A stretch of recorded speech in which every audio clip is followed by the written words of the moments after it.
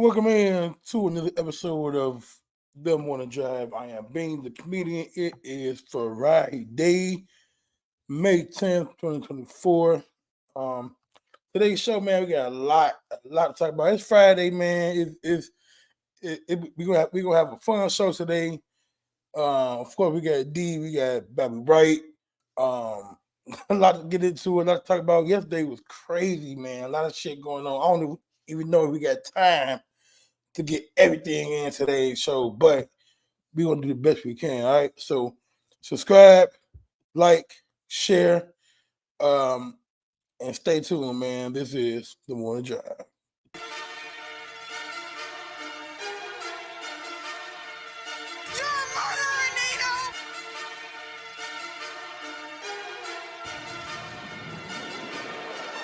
Look, every morning you know we get live. It's the morning drive. 6 to 8, you know we catch a vibe. It's the morning drive. Thank God for keeping me alive. It's the morning drive. It's the morning drive. Yeah, it's the morning drive. Every morning you know we get live. It's the morning drive. 6 to 8, you know we catch a vibe. It's the morning drive. Thank God for keeping me alive. It's the morning drive.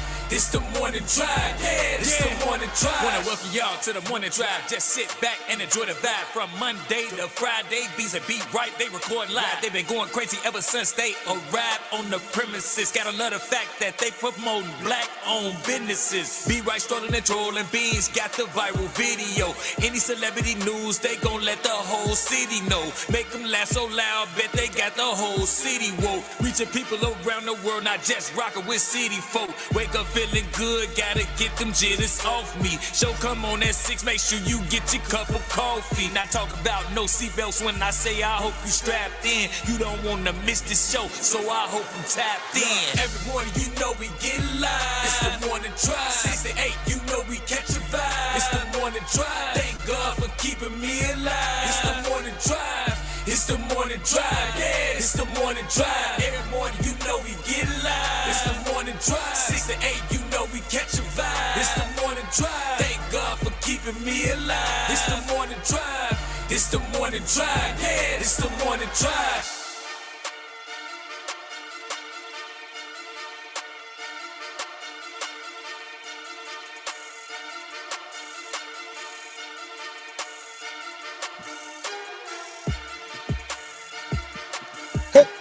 Hey, hey, hey, hey.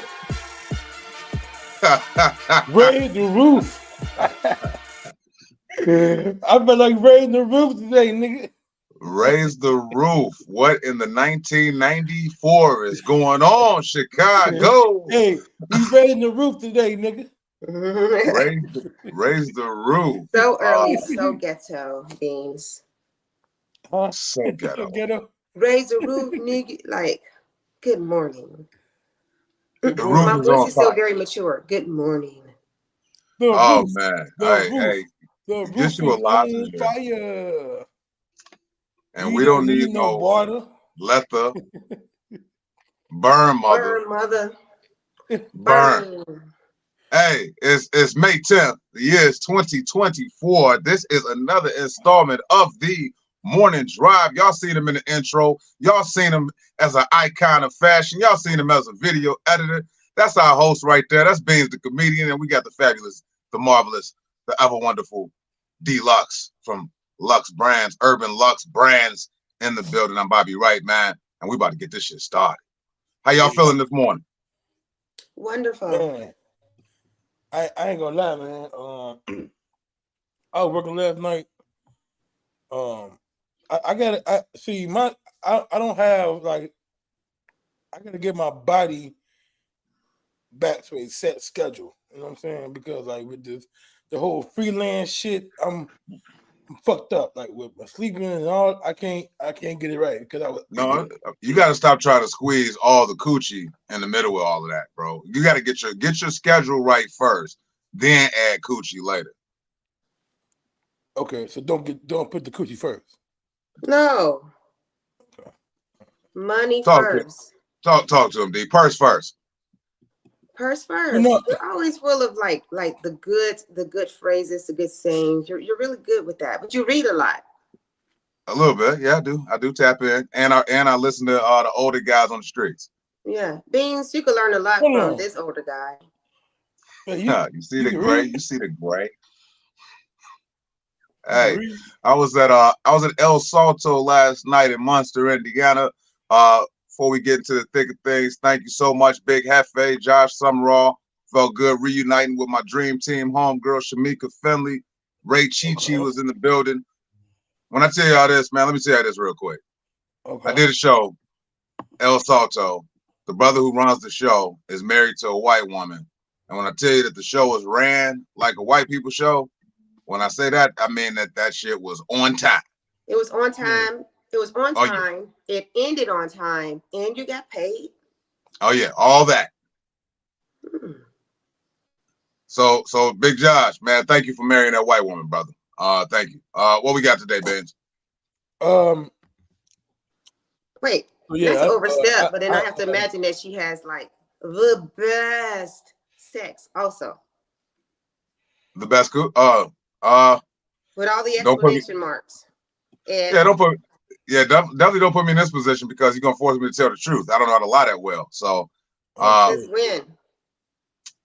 I lie conveniently. Okay. For your own good. You don't get anything out of this lie. To not put myself in a position, D, where I'm gonna say something negative about a man's woman, I'm gonna refrain from talking. Again, you don't want to lose another friend. I don't want to lose any more friends this year. Drake say no new friends. Mine is no more lost friends. I can't lose no more friends. Only got like 3 left. Got it. Hi, Carlos, Torrance, and Desiree. Yeah, I'm on the fence, nigga. Yeah, you on? Hey, Benz is on the fence. I didn't. I'm a habitual line stepper. That's what I am. I am a habitual line stepper, and that's what I do. I cross the line a lot, and I lose friends. So what? I got a big family. Right. Hey, look. So I did a thing yesterday where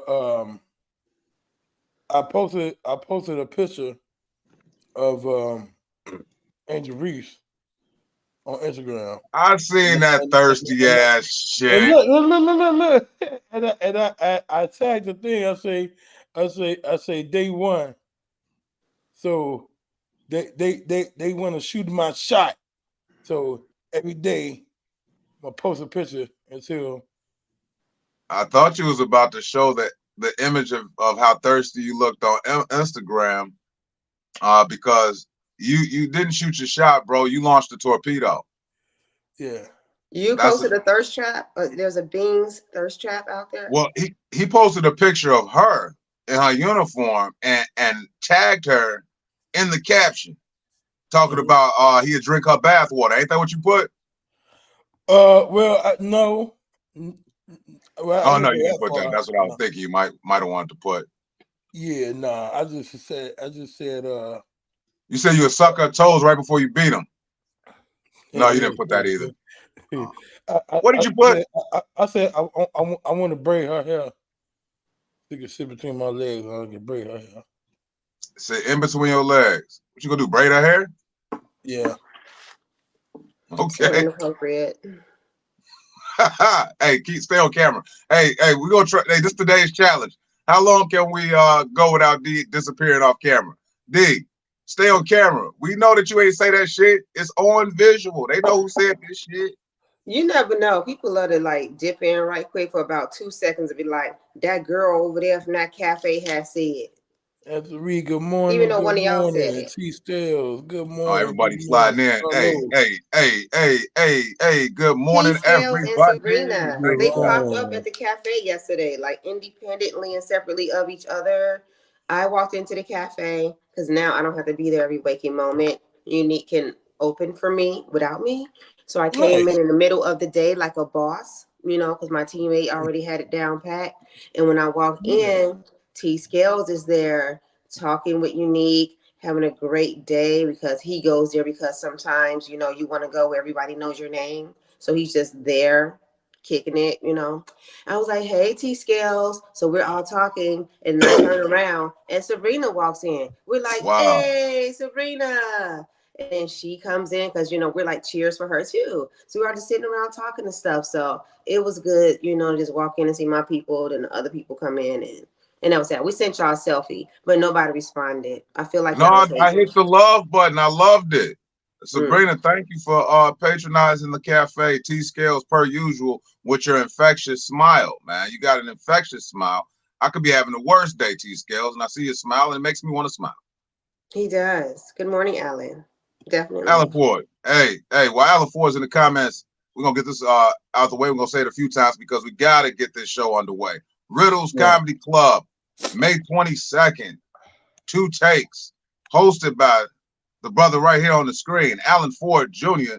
He will be hosting that along with me, Beans, Ronnie Ray, Ruben Ramirez. We pop it out, man. So May 22nd, slide out. Riddles Comedy Club, hosted by Alan Ford. Yes, sir. Get them tickets. Get them tickets. They like a dub, right? Yeah. And he got like a 2-for-1 special going on right now, I believe. Hey, Yak Dog, good morning. Get you some sleep, man. I just seen your Facebook post talking about who's still up. You're welcome, Sabrina. I hope you're having a wonderful day, by the way. I know it's just getting started. Hope everybody having a wonderful day. It's Friday. D-Luck still trying to get her lips together. She just bought them off Amazon. Yeah, I gotta get my shit together. That again. We saw it yesterday, man. Yeah. It's a lot to unpack today, man. A lot of stuff going on in the news, man. I heard about a teacher getting his hair unbraided. Heard Cuba Gooding Jr. just married Caitlyn Jenner Clark. A lot going on, man. Ooh. I didn't say that. That's alleged. I did. I said that shit. I said it. Did you say Cuba Gooding Jr.? No, not Cuba Gooding Jr. Steve Urkel. Steve Urkel. Okay, I got it. Steve Urkel married Caitlyn Jenner Clark. That's who did it. My bad. Yeah. So let me see. Before we what's his real name? What's Steve Urkel's real name? What? Jaleel White. Jaleel White. Yes. That's what happens when you get typecasted. It does. He definitely. When you're so good, typecast. I don't know because has he had other roles? But when you're so good at the role that you're known for because you're that good at it. Yeah, and when he's in those other roles, I'm like, hey, Steve Urkel in this. What other role has he done? I don't know. Well, he was on a few Psych episodes. I give you a fun fact. He was the voice of Sonic, the cartoon. Remember Sonic? Oh wow. Yeah, he was the voice for Sonic, the cartoon. Yak Dog with a little trivia. Did y'all know that Sam Jackson has been in a movie every year since 1987? Hey, that's crazy. Yak mentioned Samuel L. Jackson, ain't it, y'all? Yeah, I know that's it is crazy. That's super wild. Crazy. Just out of nowhere. Jaleel White married Garth from Wayne's World. Oh man, do we have a picture yet? Yeah. Oh my goodness. She ugly but rich. She is rich. She like a lady in tech. That's what I do know. I don't know much about her. And when I read her name, I felt like Beans trying to read big words on this show because I could not read that lady's name whatsoever. Man, I do pretty good. I do pretty good with the words. Oh, you've been doing great lately. You're doing a lot better, man. You know, I'm in a positive mood today, so you get a star, a gold star for Marcus. All right, let's get to it. Let's get to this shit, man. Beans, we just froze just now because we're trying to figure out. Oh, there it is. There it is. Oh, there it is. Oh yeah. There it is. Oh, I can't believe your mother's white. Oh my God. On the morning drive. Oh my God. Oh my God. All right. Let's see. Who does those voiceovers on that part right there, man? That shit is crazy. That's an AI. That is crazy. You got porn voices over the porn music. That is some of the most incredible shit that you got as part of the show, man. That's beautiful. Are you tooting your own horn for doing porn voices over a porn voice? Yeah, you might hear me say this a lot today. You goddamn right. Yeah. I don't know why my picture's not popping up. I got a good one. I got a good one for the first story. Damn, that's not working. Well, it's Beans Fumble frustratedly. This is the celebrity news segment. Good morning, dude from the cafe. Smoothie today, D. Here you go. I'm hoping so. Can I have a smoothie? All right. I think the whole class should have a smoothie. Do you have enough for the class? You do? That's what He teachers used said to say. he We said bring. yes, and we do. Hey, we used to bring good snacks back in the day. Back when you was in school and shit, you pull out some good snacks. The teacher gonna ask you some dumb shit like, "Do you got enough for the class?" No, I don't. It's because her greedy ass wanted some. Greedy as hell. Try to confiscate it and be over there snacking on it behind the desk herself. Hey, so look, don't forget that this week's Me classic too, album yeah. Me too. was Lauryn Hill, Miss Education of Lauryn Hill, man. This was this week's classic album of the week, man. So make sure you, if you haven't listened to it already, man, check it out this week. D, did you get a chance to revisit this album this week? I sure did. Nice. I was bumping this yesterday, man. I ain't gonna lie Nice. to you, man. You know what? The production on here don't get the credit that it deserves, I think. I just think it's a 100. Is fucking dope. It's a score of a 100 if we was using D's karaoke machine. It's a score of 100. Absolutely. Miseducation of Lauryn Hill should be in the Smithsonian, should be in every damn museum as what a dope album sounds like. She combined R&B with hip hop, with soul, with neo soul, with instruments. It's just dope. I wish her. To be honest with you, it's quite simple, but I like the cover art too. It's simply stated. Yes. It shows her beauty. The color is good. That doesn't give enough credit either. It gives her essence. It's not overstated. Yeah, it really does. Just look like some type of a burnt wood type of art. Lauryn Hill was just dope, man. And you can smell that cover art.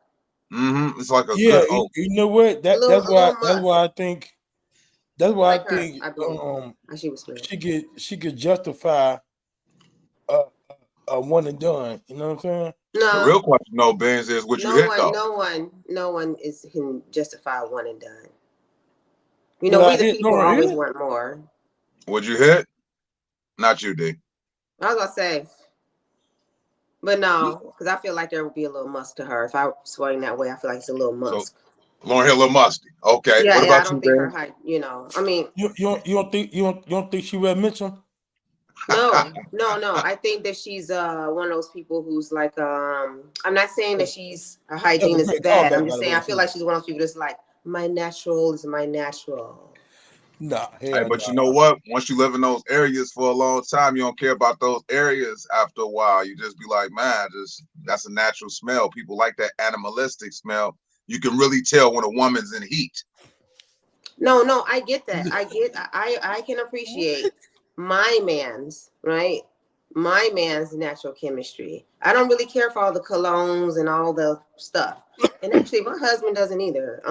But I don't need all that cover up and all that. I get that.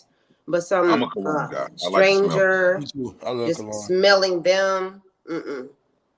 Yeah, but it would be crazy.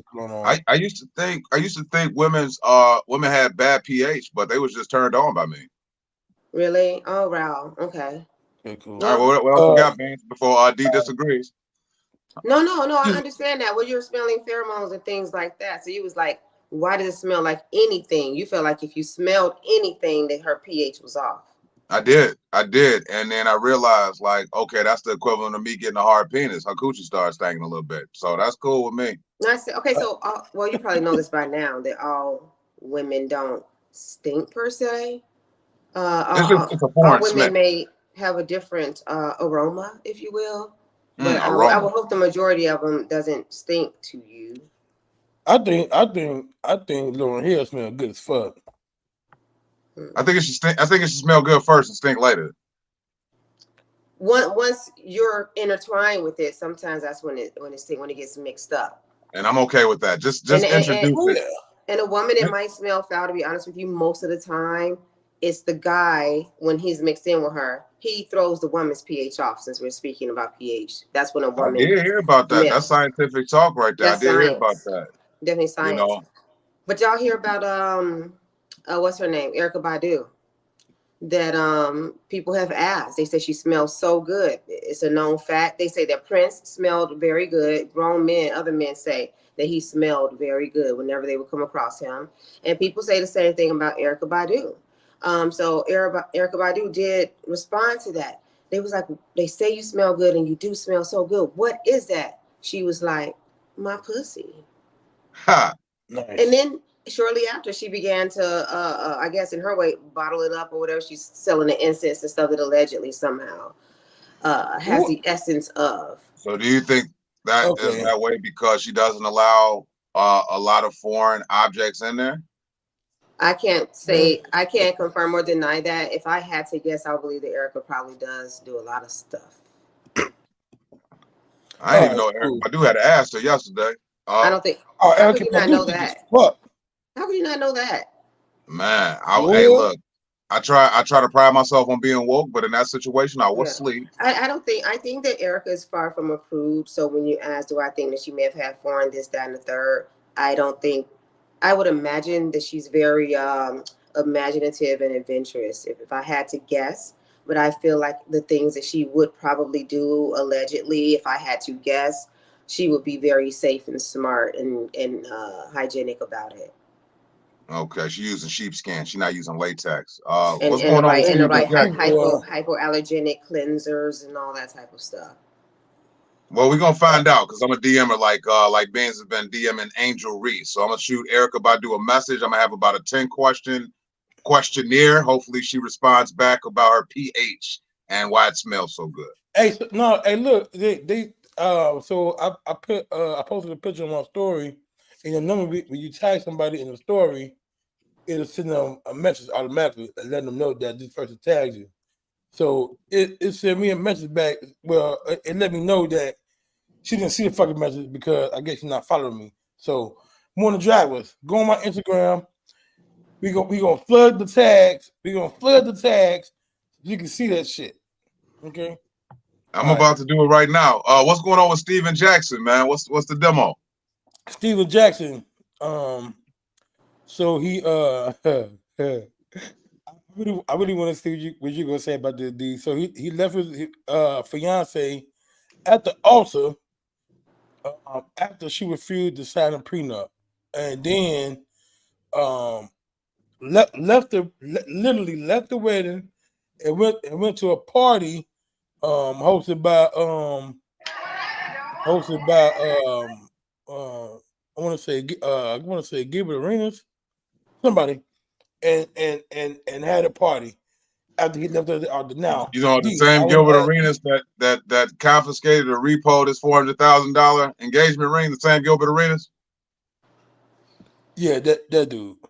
Okay, it's only one Gilbert Arenas. I just wanted to re-mention the story. Go ahead. So I want to pose a question.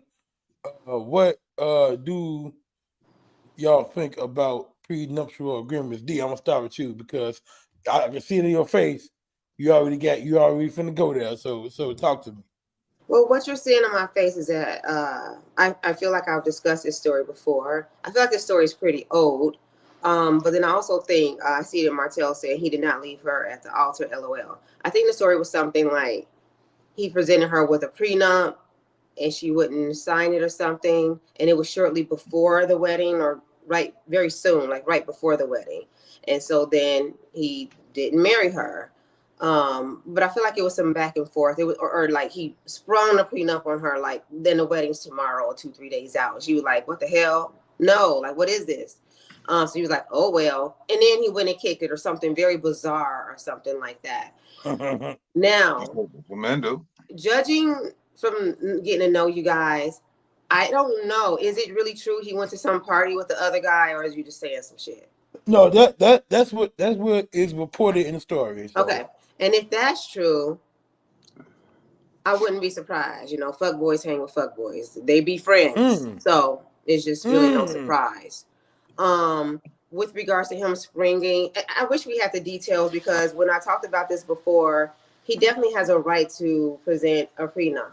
She definitely has a right to say, no, I don't want to do it. And if I recall the details correctly, the prenup was just like so cut and dry. It was very weird, very extreme, and really disrespectful. Not being presented a prenup, but it was like, you know, FUB, you ain't. It was horrible. And semi disrespectful, and so she was offended by it and something like that. But I feel as though I walked away feeling like he didn't want to marry her anyway, and he was trying to offend her to get rid of her. That's how it felt to me. Like, And yeah, to I not got circle another back thought. around and go party now or what have you. It's kind of in line with how I was made to feel about the situation. So I think he's an asshole. And went to go party with his asshole friend. When I heard about Gilbert, he came across as a snowflake and an asshole with the other story we heard about him. The way he went about getting his ring back and all that. I don't know. Let the boys be with the boys. This reminds me of that artwork that I presented with the penises, the penises You talking about the entangled with twisted, one another. twisted That's cocks the party. That's what they were doing at that party. with the They got twisted together and cocks? entangled the penises, the peni, The P9. the peni. That's my take on it. So no, but I wanna ask you about a prenup for you. Like, was you signing a prenup? Who said I don't have one? Women present prenups as well. You know, anytime a party, one party or more, or two parties, have assets or soon to be assets or anything of value, it's smart to protect your assets. And also a prenup is not a negative thing. It doesn't mean when we get married, if we break up, you ain't getting nothing of mine, or you get nothing, or it's all about me. Sometimes it's like, hey, you know, I came into it with this, you came in it with that, or with nothing. But from this point on, as we build together, I keep what I came in with. And from this point on, if something were to happen, we split what we build together. Or if you help me increase what I came in with, if something were to happen, you'll get a percentage of the growth from the time we got together, plus whatever we build together. So there's ways to make it fair. We need to remove emotion, right, out of everything and come across things intellectually and what's fair if you care about the person. And if that person cares about you, you can say, okay, babe, I hear you. You did have this mass amount, and I was a waitress, or I worked at the Jiffy Lube before, you know. But if something were to happen and I'm here to help you and be your partner, then okay, thank you for making sure that, you know, I'll be taken care of, because I'm gonna be in here and I'm gonna be helping to build this too. So it can work for both people.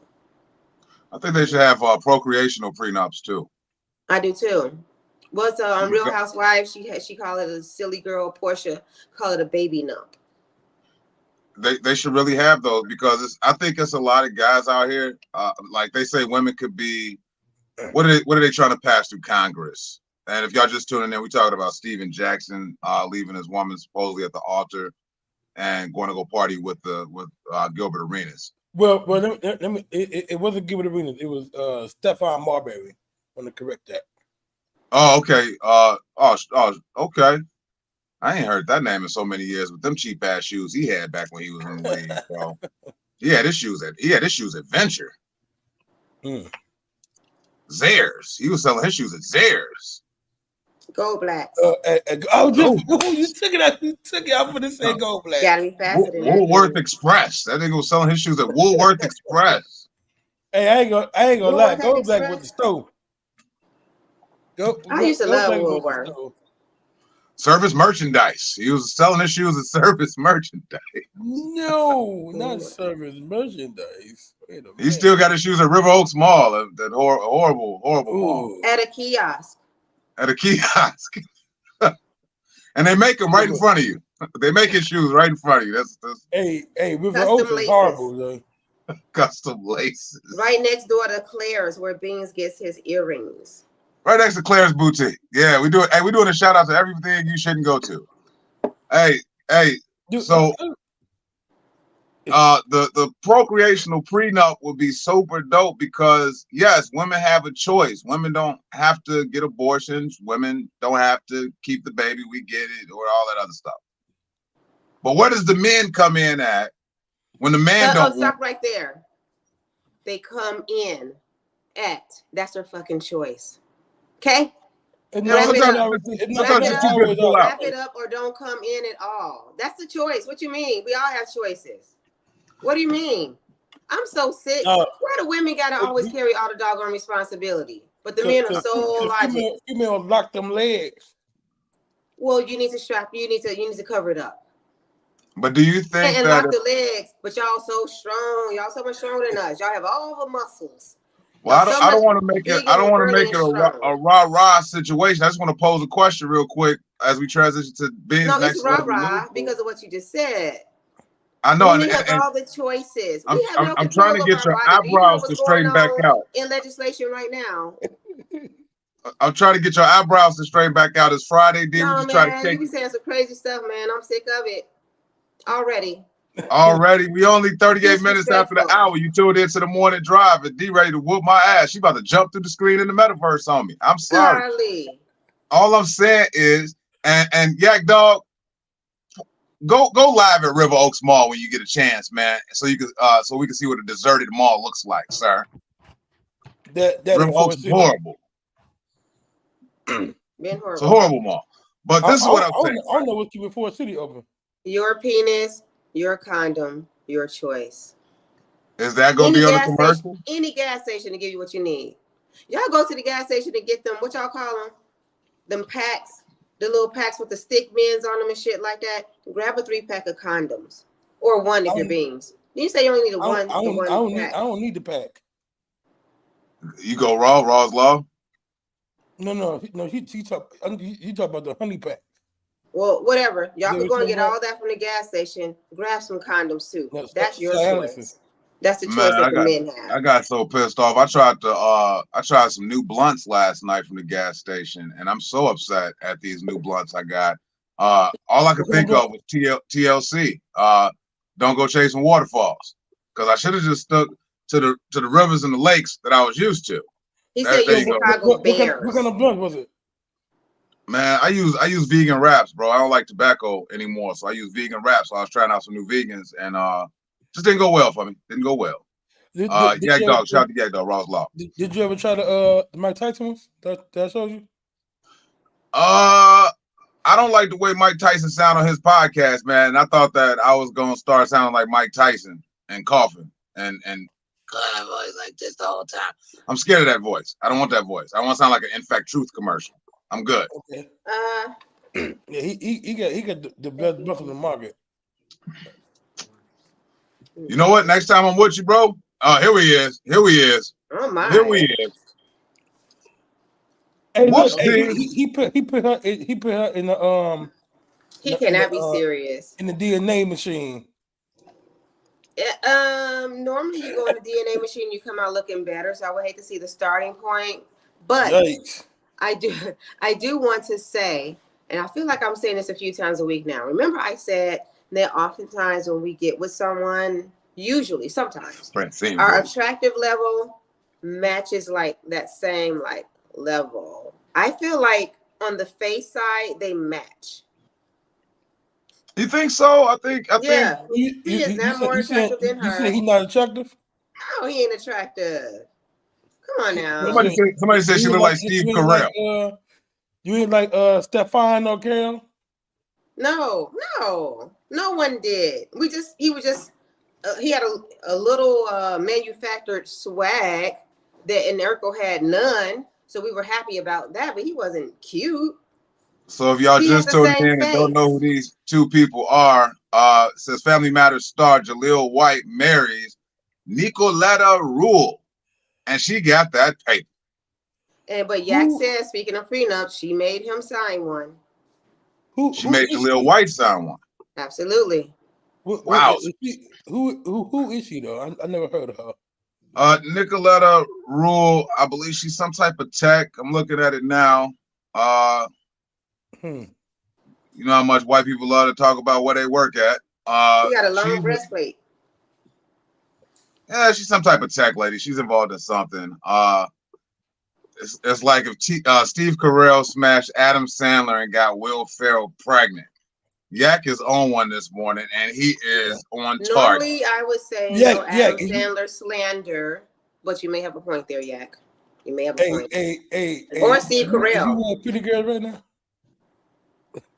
You said you a hit, Baze? No. Probably for a check. Yeah, she had to pay me. I ain't gonna lie, man. She had to pay me. Why did Garth name keep coming up today? She really does look like Dana Carvey too. Uh, She does I like hope, Dana Carvey. I I hope hope she I'm get not a a nice trend. job though. She looks like all the white comedians, the men And ones. oh my God, that's funny than a motherfucker. All them No, white. No, I didn't say that. That's all in the comments. That's what everybody's saying. no, Oh, I she look like the girl from the man. You ever seen 40-year-old version? Steve Carell. Steve Carell. No. She look like the store manager. But All right, I gotta be honest. I've Oh, never his seen the movie. manager. I've Yeah. never seen the movie for real, y'all. I've never seen 40-year-old version. What? Yeah. I've never really watched it. Do you seen it, right? I have. I don't remember the manager. The right. Let me see if I can put a picture. I've watched Dinner for Schmucks. I mean, if we're Mm, gonna just start James throwing out Lynch. Steve Carell movies, I love uh, Jennifer Schmucks. yeah, Dinner for Schmucks was pretty funny. 40-year-old version.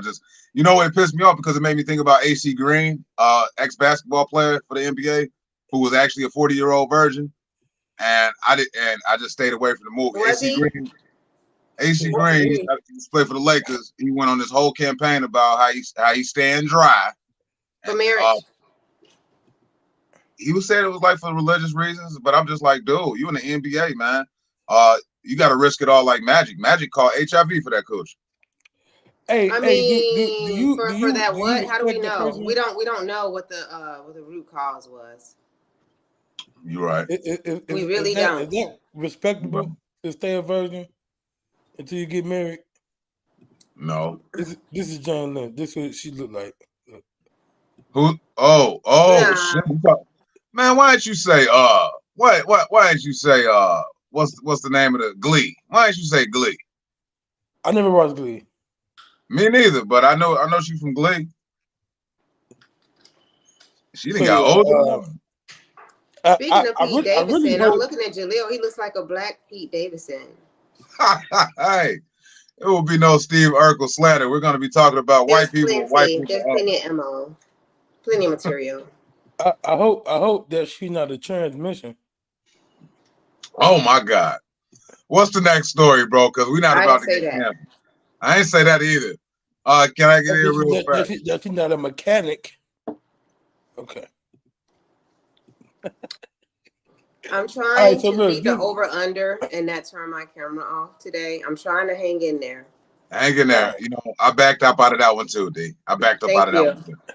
All right. All right. So this next thing is kind of quasi scrolling and trolling. It should have been scrolling and trolling, but I had to talk about this because this is so funny. Hey, do like you usually do, man. Just come early. It's okay, man. Just come a little early. It's cool. So look,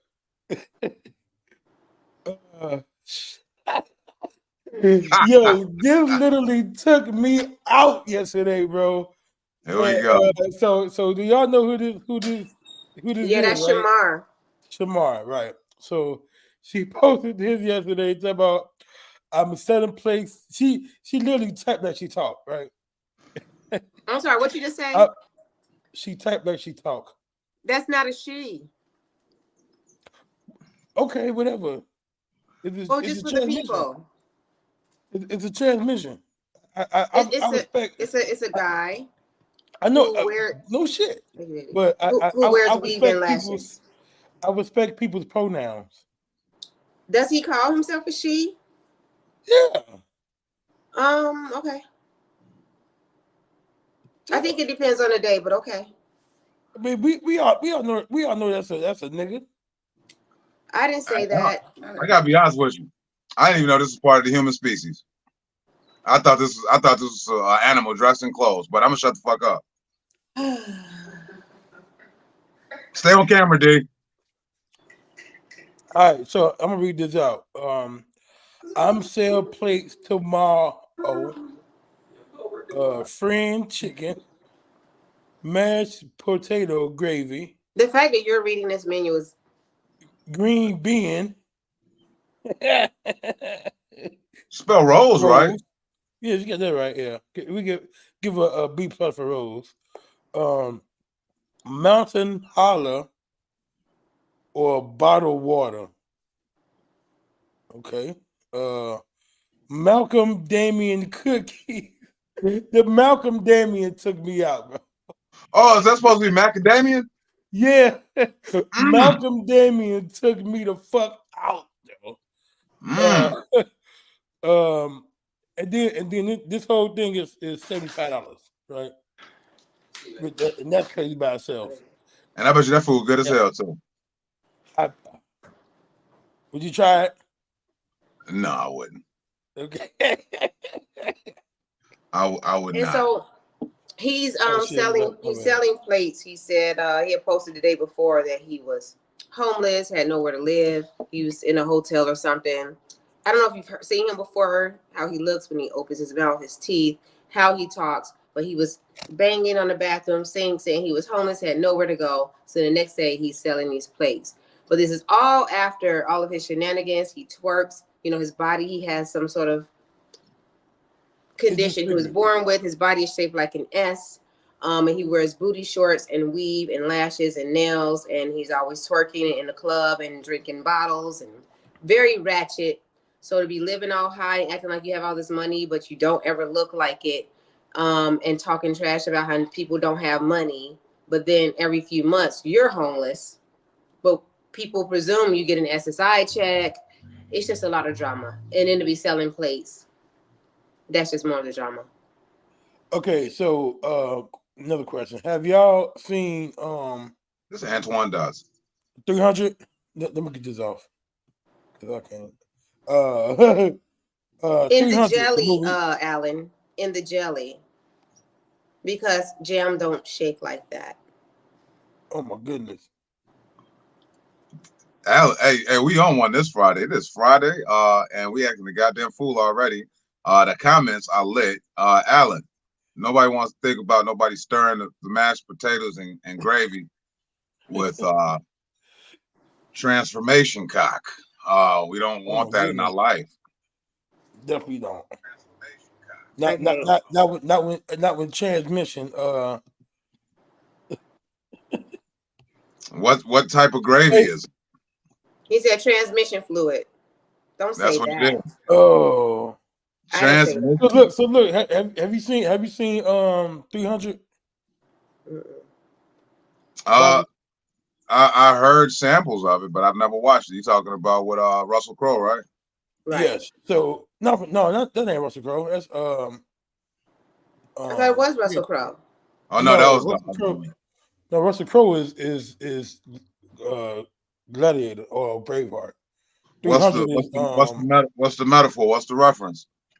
So in the beginning of the movie, where they like set the movie up, it's a scene where where all the babies is born, they Gerard Butler.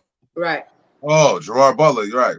Well, it's a scene in the movie where they every time baby is born, they look at the baby and see if it have any issues or if it's deformed. They toss it over the thing over this big ass cliff. I don't know why that that's so funny to me. Tossed over the cliff. I'm sorry. That one must be funny. That's so stupid to me. Well, go ahead. Yeah. So if your baby born with 9 toes, that motherfucker getting tossed over the cliff.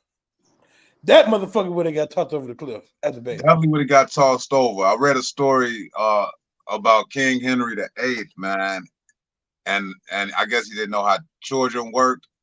He kept killing wives and his goddamn kids because they couldn't have. He wanted a son, right, D?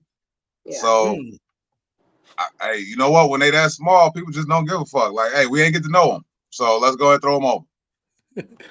Hey, but look, was that also him or some people? Some king was like killing his wives after a while. Like, you only get a few tries, and if you don't give me a son, like you're out of here, off with your head. King Henry VIII set the tone, so other kings started to do it. That's a true statement. Choices. If you ever watch the movie, one of the babies that was tossed off the cliff survived and came back, and he. It's so I'm about to download that today. He was fucking hunchback. Yeah, so. That's what's up. I never knew that about the movie. Now I want to watch. So this is Survivor right here. It's a great movie, man. Wait, so how he survived from a newborn baby? raised himself in the woods with the wolves. I don't know, man. How you survived as a newborn baby after being thrown over a cliff? Yeah, I mean it's a movie. Matter of fact, and Did a pauper find the baby in a 300 river? 300 is based off a comic book, so anything. It's a graphic novel, so anything can happen. It ain't meant to be realistic. Hey, I want to talk about the story. I was looking for a picture. I'm sorry, Beans, but you didn't have any pictures on it. If you could find it while I'm discussing it, D Beans and Morning Drive is 7 minutes before the hour. Man, it's Friday. Today's May 10th, 2024. Still in the celebrity news segment. Male teacher gets backlash for letting female students take his hair down. Morning Drivers. I don't know if y'all heard about this story or not. Sent it. You sent it, D? Yeah, it's in the group chat, man. As soon as you said you need it, I sent it immediately. I'm fast. I'm quick like that. It's right there. Okay, fast and quick. Just, just like Beans when he robbed banks. It's right there. In and out, like a bank robbery. All right, so go ahead and pull that up. What's in the group chat? I want to unpack it. I want to talk about it. I want to share my opinion about it. It's kind of a weird story because it's innocent, but at the same time, it leaves too much room for bullshit. You know what I'm saying? It's inappropriate. Yeah. I send my child to school to learn, not to do your damn hair. But you don't see it's a link. It's a video. It's right there. It says, I get it. Okay. I get it. I send my child to school to learn, not to wash your car, not to shine your shoes, and not to unbraid your hair. I mean, I get the economy's tough, and time is precious. So you may not have time after school to get that hair brought down before your hair appointment. And he had like 6 students around him. Well, then you fly in your stylist and bring them in the classroom, which is also inappropriate. But you don't have my daughter, okay, as a male teacher. Not one male student was doing this as well. Like this, it would have been. I think it would have been a little bit different if there was like one. No, it would be as bad and or worse. I don't have my son touching you, man. No. Yeah, that would have been worse for me. No. I want to talk about my. It don't matter the age. It don't matter the age. If my daughter or son was 6, 7, or 17, no. But I think for me, that because for one, they said that this was like after class, after everything, all the assignments was done and shit. But no.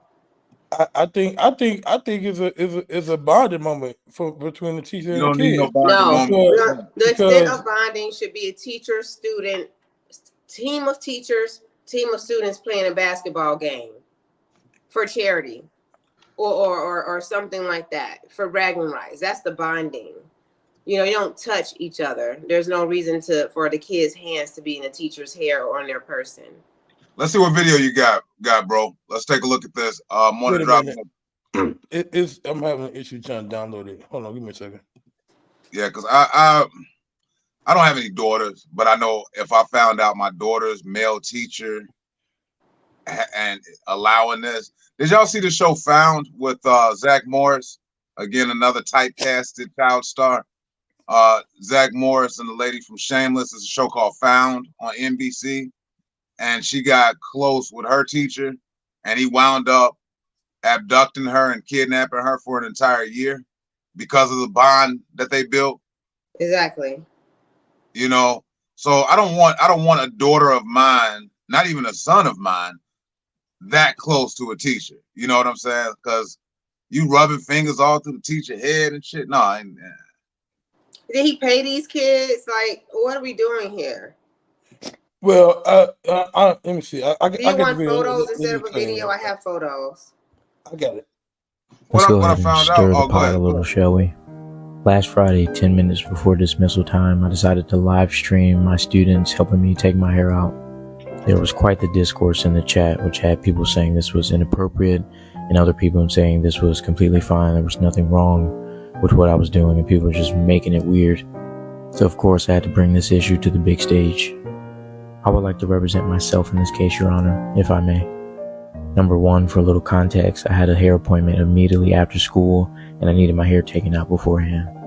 I would have taken it out the night before, but that Friday we had a camera crew coming in to shoot a promotional video, and I was one of the ones being interviewed. So I had to look presentable, so I didn't take my hair out. I didn't have the time to do it all myself because it would have taken me forever. So naturally I asked about 4 or 5 of my over 100 best friends to assist me in taking my hair out, and they all agreed. Number 2, this was at the end of class.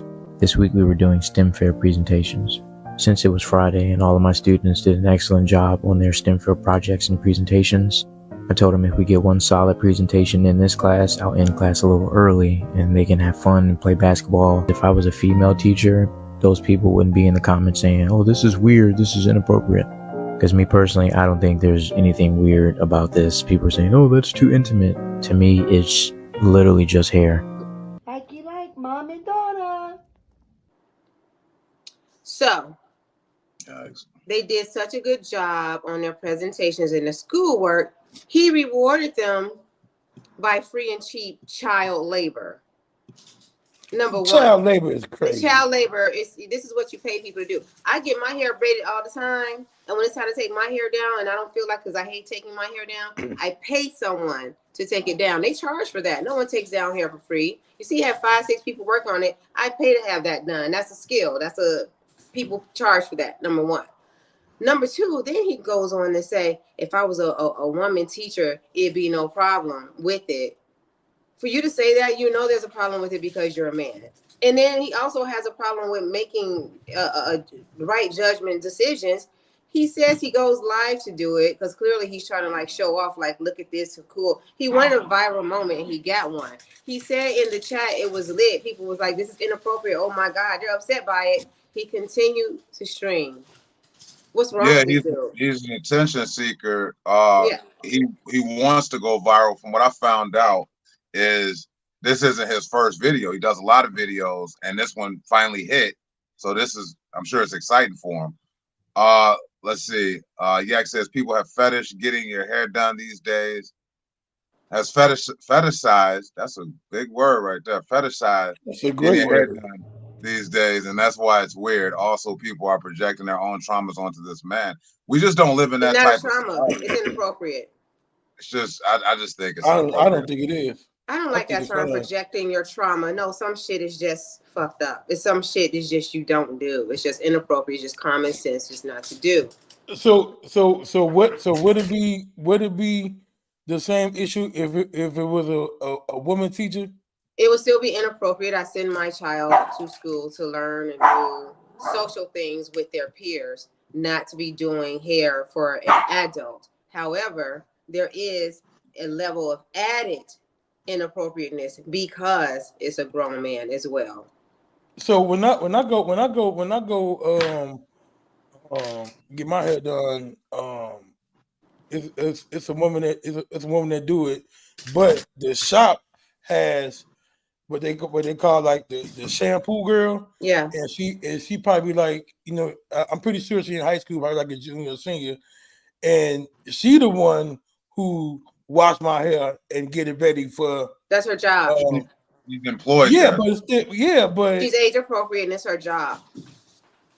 She's not. Yeah, in school. but them kids how not do in school. She's not in school. The expectations are set. More than likely, her parent has approved her to go to this place of employment to get paid in a professional setting, not an environment of learning. And the parent is aware that this is what she's doing.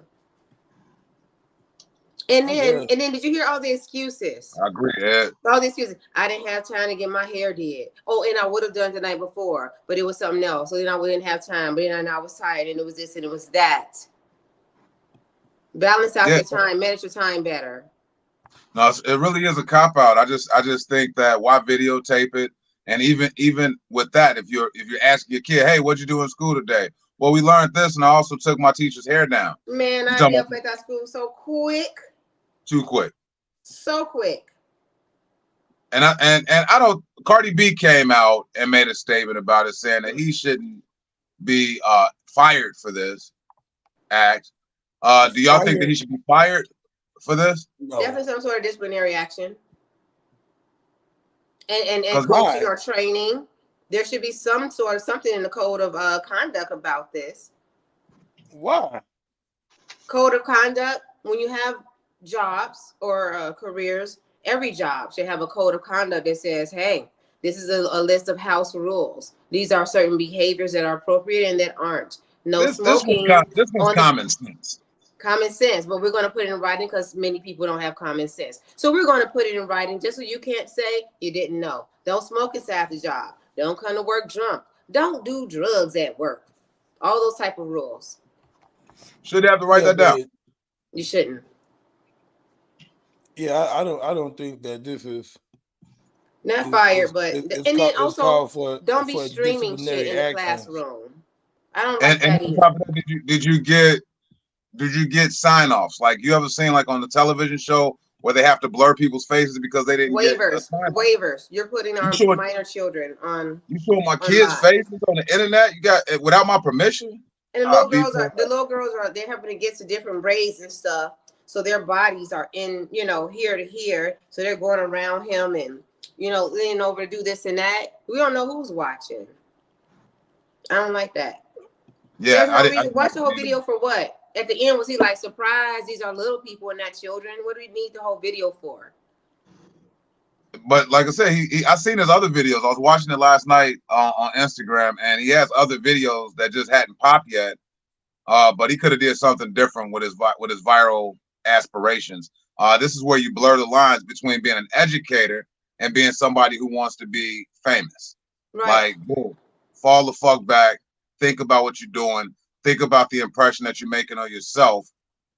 It was stupid. Now, social media. If someone is streaming the basketball game or the soccer game, if the school is streaming the basketball game, or even a teacher, I'm okay that my kid is in the bleachers or playing the ball game or as a cheerleader and they're performing at halftime. No biggie. But you're just in the classroom streaming some shit that my kid is doing, walking around the classroom. I don't like that. Yeah. Check with the parents first. Let them know. Well, you know damn well I'm far from approved, but I'm a parent and I'm a woman first and foremost. Okay. I don't agree with y'all with this. I think it's fine. Let's see what happens when the parents make a statement. But what's going to end up happening is now that it's caught on all of this media attention, Top Dog Law is about to get involved. These parents are about to reach out to Top Dog Law and think that they can get some type of lawsuit. Most of the parents, I bet you, really in their heart don't give a fuck, because I'm pretty sure the teachers already have some type of relationship with this fucking teacher, and this is not a big fucking deal. Things are different now. The people that's making it a big deal, and now it's gonna be a big deal because they see an opportunity to get some fucking money. See, it may be a big deal if there's an opportunity, but first things first. This is 2024. Half these people, I don't even know what generation these little kids are. Half these people ain't even raising their damn kids and are not active themselves. So let's be frank. Many people do not have relationships with their children's teachers. Let's be frank. And secondly, that's not. I don't. That's very true. That's very true. That's very true.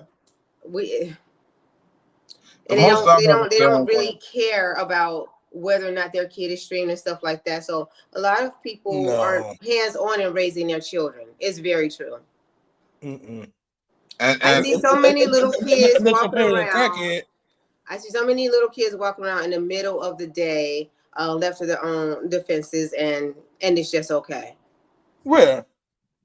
All over the city.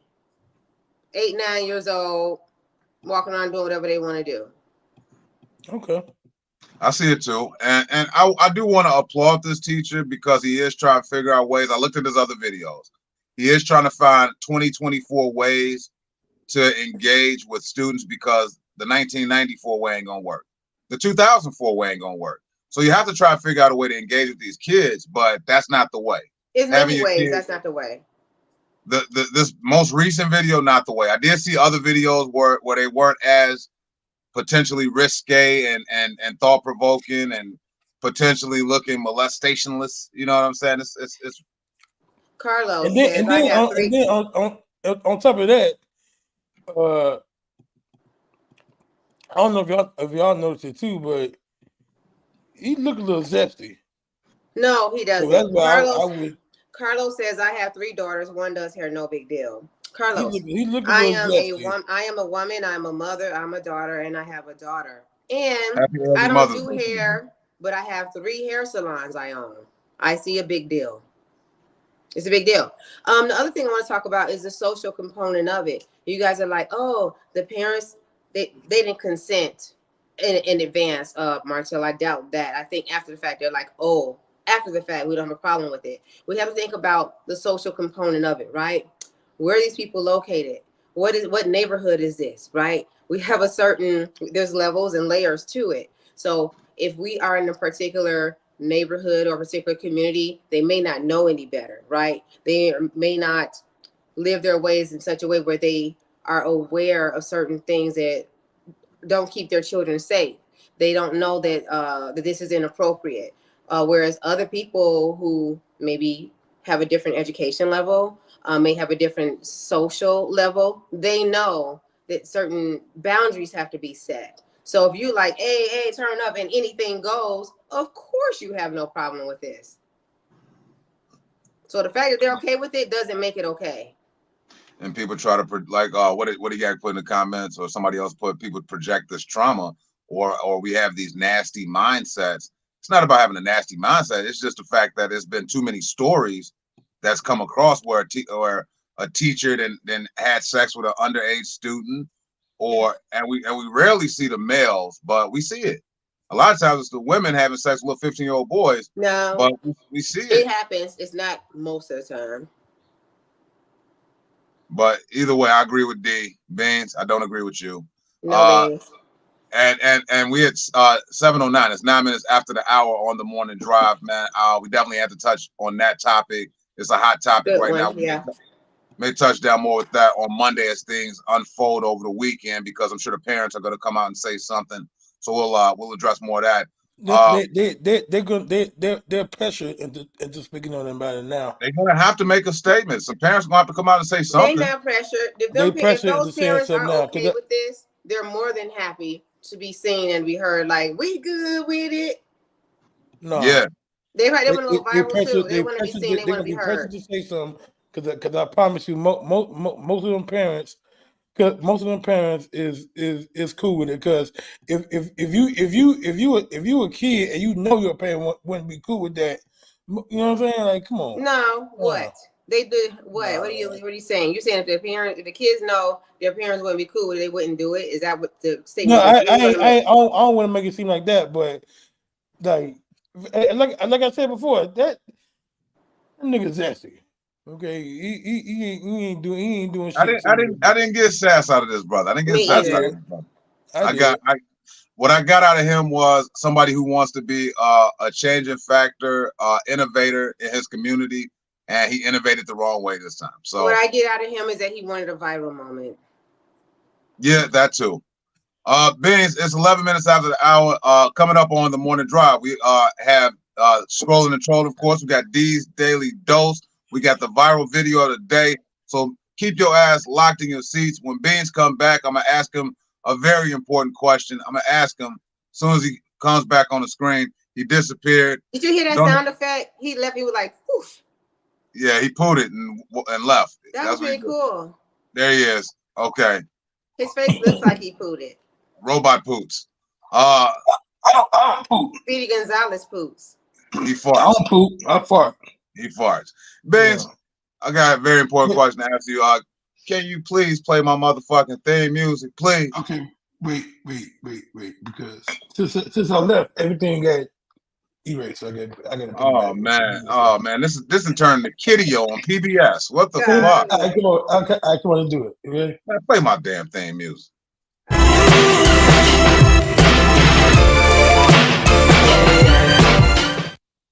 Hey, we're gonna blaze through this shit today, man. I scrolled and I trolled and I was all over the internet. And I got a good topic today that Yak foreshadowed in the comments. So let's blaze through this. Pop something over on the screen. What we got, babes? What we got?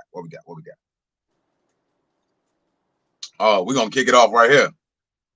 So earlier, Yak was in the comments. He said Samuel L. Jackson has been in a movie every year since 1987. After the show yesterday, Beans, D, and I, we had a conversation in regards to Samuel L. Jackson and Denzel Washington. Me personally, Samuel L. Jackson is my favorite actor of all time. And D said that Samuel L. Jackson is the same motherfucker every time, damn near in every movie, and I had to disagree. So who's the better actor to y'all? They both great. Let me preface that. They're both great. Who y'all running with? Sam Jackson or Denzel Washington? Well, I don't know, man. Yeah, better actor. I don't know. We didn't talk about that. That's a tough question. I know. That's why I wanted to throw y'all this curveball this morning. Because I think they both have great performances. Samuel, he doesn't have any Oscars, which is crazy. That don't mean nothing to me. Well, I yeah, think it really don't. But he definitely been snubbed a few times in the Oscars. Let's talk about their acting range. Now, I like Denzel a lot. I like Sam Jackson a lot, just like I like Biggie and Pac a lot. I like LeBron James and Michael Jordan a lot. I think that they're both great. I'm a fan of both people that we pit against each other, but I think Samuel L. Jackson is a better actor. I think his range, Star Wars, it says Denzel. All of Denzel movies are good. 90% of Samuel L. movies are good. That's because Samuel L. Jackson does not turn down a script. Exactly. As we seen earlier, Yak put in the comments that he's been in a movie every year. Denzel can't say the same. He took years off and then started doing Equalizer. He turned 70 years old and start doing action movies. What is Denzel's worst movie? Denzel's worst movie? It would have to be that movie with Sanaa Lathan, Out of Time. Out of Time. Okay. That movie sucked. That movie sucked dust balls. I think I'm gonna go with the Magnificent Seven. That shit's horrible. I never seen it, but you know what? I say Denzel don't have range, and it's one movie I really adore that Denzel is in because he stepped outside of the box and he was just so different. Dude from the cafe says, my daughter Autumn says Samuel Jackson. I prefer more drama, so I prefer Denzel. So it's really a 50-50, you know, when it comes to these two. But Flight is my favorite Denzel Washington movie. Flight with John Goodman and Denzel. Hey babe, don't let the girls listen to this. I said the word that starts with a P earlier today. I don't want them to hear me talk like that. It's okay. And what word is that, D? I'm not saying that. Oh, it's okay. He's taking the girls to school. It's a safe space. Put your earbuds on. It's a safe space. Hey Summer. Hey Autumn. John Q is trash. Hey, John Q is trash. Yeah. But Denzel still had great ones, man. Ain't nobody about to outdo Malcolm X. Hey, Yak say I'm drunk right now. We know that's why you did not get the link. Not about to get King Cobra to death this morning with you, Yak. Over there drinking that King Cobra mixed with Wild Irish Rose. We're not about to do that with you this morning. Hey, Dee shared a story yesterday that I thought was very funny. And I want her to share it with the morning drivers. You about to get 2 doses of D today. Because if you watch the movie Flight with Denzel Washington, and Beans, I sent you something in Messenger too. We're gonna talk about that after I try and pull the story out of D. In the movie Flight, Denzel Washington played a drunk pilot who crashed the plane, and he had to go in front of the judge. So D, you had your own situation like that where your flight got grounded. Oh my God. Your flight got grounded because of what? Tell the morning drivers what you told us. This is so embarrassing. I can't believe you brought this up. Babe, you remember this? I don't even know where we were flying to. I want to say Curacao or somewhere. I don't know. But we were at the gate and we were kind of lined up waiting to board our plane. It was just taking a while, right? And we're like, oh my God, what's taking so long? So dude from the cafe was standing right behind me in line, waiting to get on the plane. And I was like, ugh. And I turned to him in my whisper to my husband voice. And I was like, yeah, the pilot probably, had a little sippy sip or something. And we joked. Next thing I know, the whole flight crew, the pilots came marching off of the plane into the gate. It's this big chaos. All these people's like the feds, I don't know, marshals and shit came swarming into the gate. It was all this chaos. And we're like, what's going on? Then the pilot was like, yeah, thanks a lot. Someone said that I was drinking last night and all this stuff. So now we can't do anything. Was your ass. That someone was you. There's no way they could have heard me. I was talking to my husband like, hey, a little sippy sip. I think some Karen was in my grill, in my face, because they do be looking at me from afar. Like, they just be looking at me the whole time. Read your lips. She read your my lips. I get it. I understand. And in my business, and went and told or said something, I don't know. But basically, the pilot was so pissed off, they grounded the plane. It took about near 2 hours, 2-hour delay, because everybody on that flight had to get a drop for drugs and whatever they do to test for alcohol in their system before they were allowed to take flight. So 2 hours before we were able to leave, nobody knew that it was. I was like, I hope no one knows. I was like, was it me? It's no way it could be me. It was clearly had to be you. Dude from the cafe is so nice and so sweet to me. He never said it's your fault or it was you. I was just internalizing the whole time. And it wasn't until we got on the plane, I was like, I hope it wasn't me. Do you think it was me? He was like, it's no way. It's no way they could have heard you. But to this day, I wonder if he did. Shout out to your nice ass, because I would have been all, hey, look what your ass did, man. I couldn't believe it. I could not. I grounded the plane. I think. Yeah. Oh, but anyway, the pilot too was going off, and he was like, I've been flying for 15 years. I've never, I felt so bad because he was really hurt. He was very proud of his record, proud to be a non-drinker, proud that, and insulted that he had to go through these tests and things like that, and his reputation was at stake. Hey, at least he got an extra break that day. It wasn't a break for him. It was extreme stress for him. Look, and that made me feel really bad. Why would you be stressed out if you know you didn't do anything wrong? And once they do a toxicity test, you know that nothing's gonna come up. His reputation was at stake. Imagine your boss having to come and test you and drill you and call you into the office on some bullshit you had nothing to do with. You have a stellar. I know I'm a fail. When you do the toxicity test with me, just go ahead and whatever you need me to sign. This is my last day. Well, when the test came back negative and everything, his demeanor did change, of course, and he was like, "Now we can, take flight." And he looked relieved, but he was so upset, and I felt really, really bad. But I didn't do or say anything malicious. I was just joking quietly with my husband. Somebody was in my business and would have told, or maybe somebody else had to have said something. It's no way they heard me. It's no way. Yeah, they don't just do random drops. No, the pilot literally said somebody said. He said we have to wait because somebody said this about me. And when he said somebody, did he stare at you? No, I don't know. I kept replaying it in my head to see did he look at me? Was he near me? I don't remember. But I felt bad, really, really bad. And you should have. And dude from the cafe, next time anything like that happens, I want you to snap the fuck out. And just use your Bobby voice. Snap the fuck out. Hey, the fuck you what who taught you what B. Cole used to say, man? Who taught you how to whisper? You know how to whisper under the helicopter?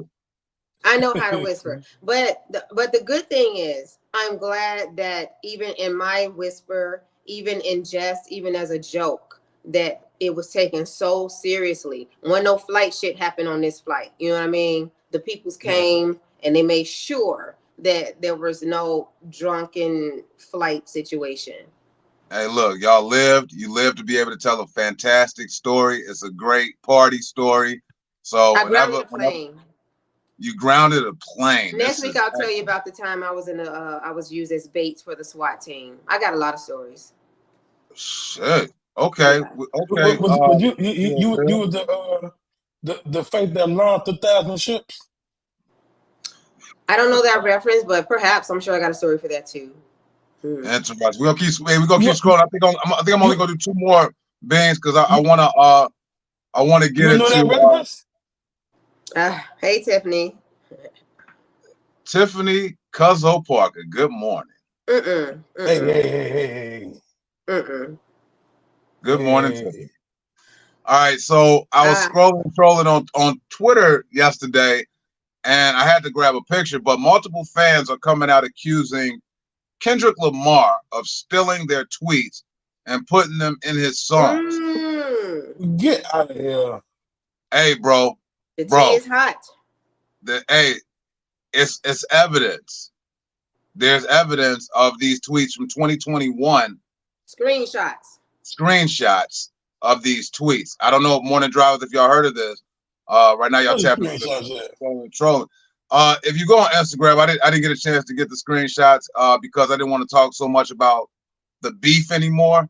But how do y'all feel about a rapper taking other people's tweets and interjecting them in his verses to use for battle? It's like using another motherfucking gun. It's exactly the same thing. It's plagiarism. Like, don't act like you cold with this. And I'm going to tell you too, Twitter, we were talking about that before, Black Twitter specifically, has some of the most comedic, most well-written reads and just like playing the dozens has nothing on what Black Twitter has done over the years. This raw, natural, funny talent, not comedians, but just Black people just so funny in general, or Twitter is just funny in general. That's where you could get some good ass shit. So for him to go to Twitter and just take their shit, that's foul. And I've seen, and this cross-reference with comedy too. I've seen comedians on stage take memes and turn them into their stage material. So what Kendrick Lamar did was similar to a comedian doing exactly that. This is fake. This is fake news. It's not fake news, bro. TMZ's reported it. The Shade Rooms reported it. We got World Star Hip Hop reporting it. As this unfolds over the weekend, we're gonna come back to this and see what videos we can capture.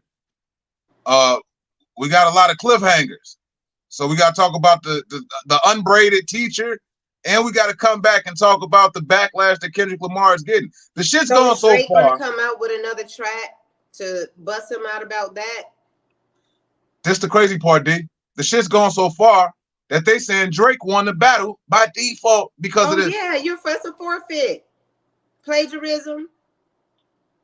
It's that don't crazy. Count. It was cold, but it don't count if it ain't your own shit. I mean, we get it. Drake got ghostwriters, but at least they ghost wrote their own shit. Can you ghostwrite a battle rap though? That's a forfeit too.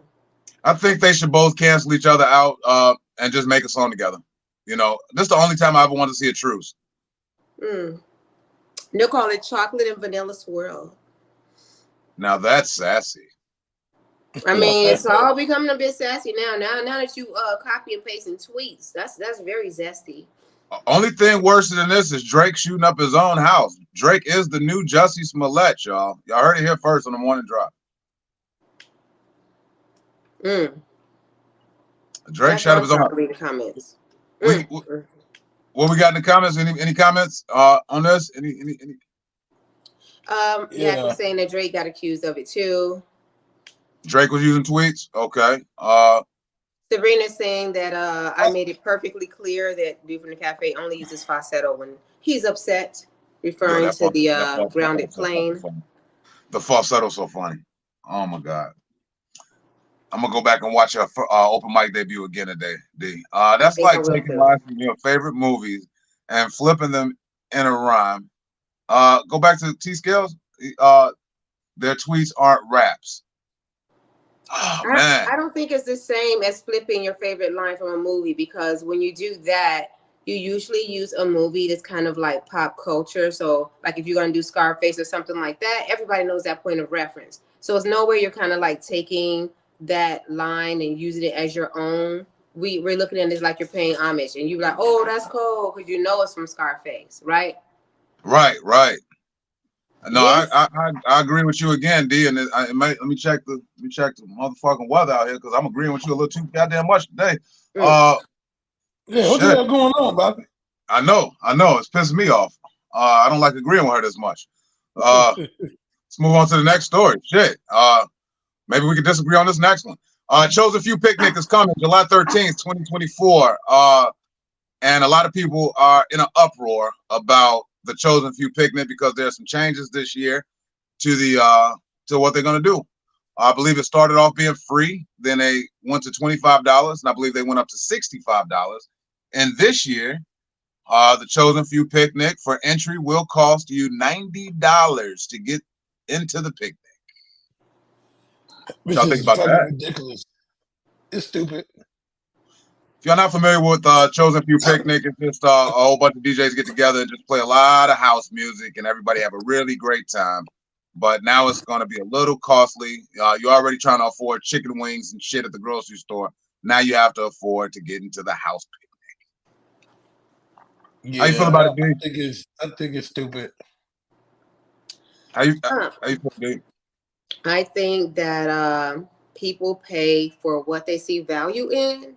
So if you really love house music and you really need to be there, you'll pay the $90.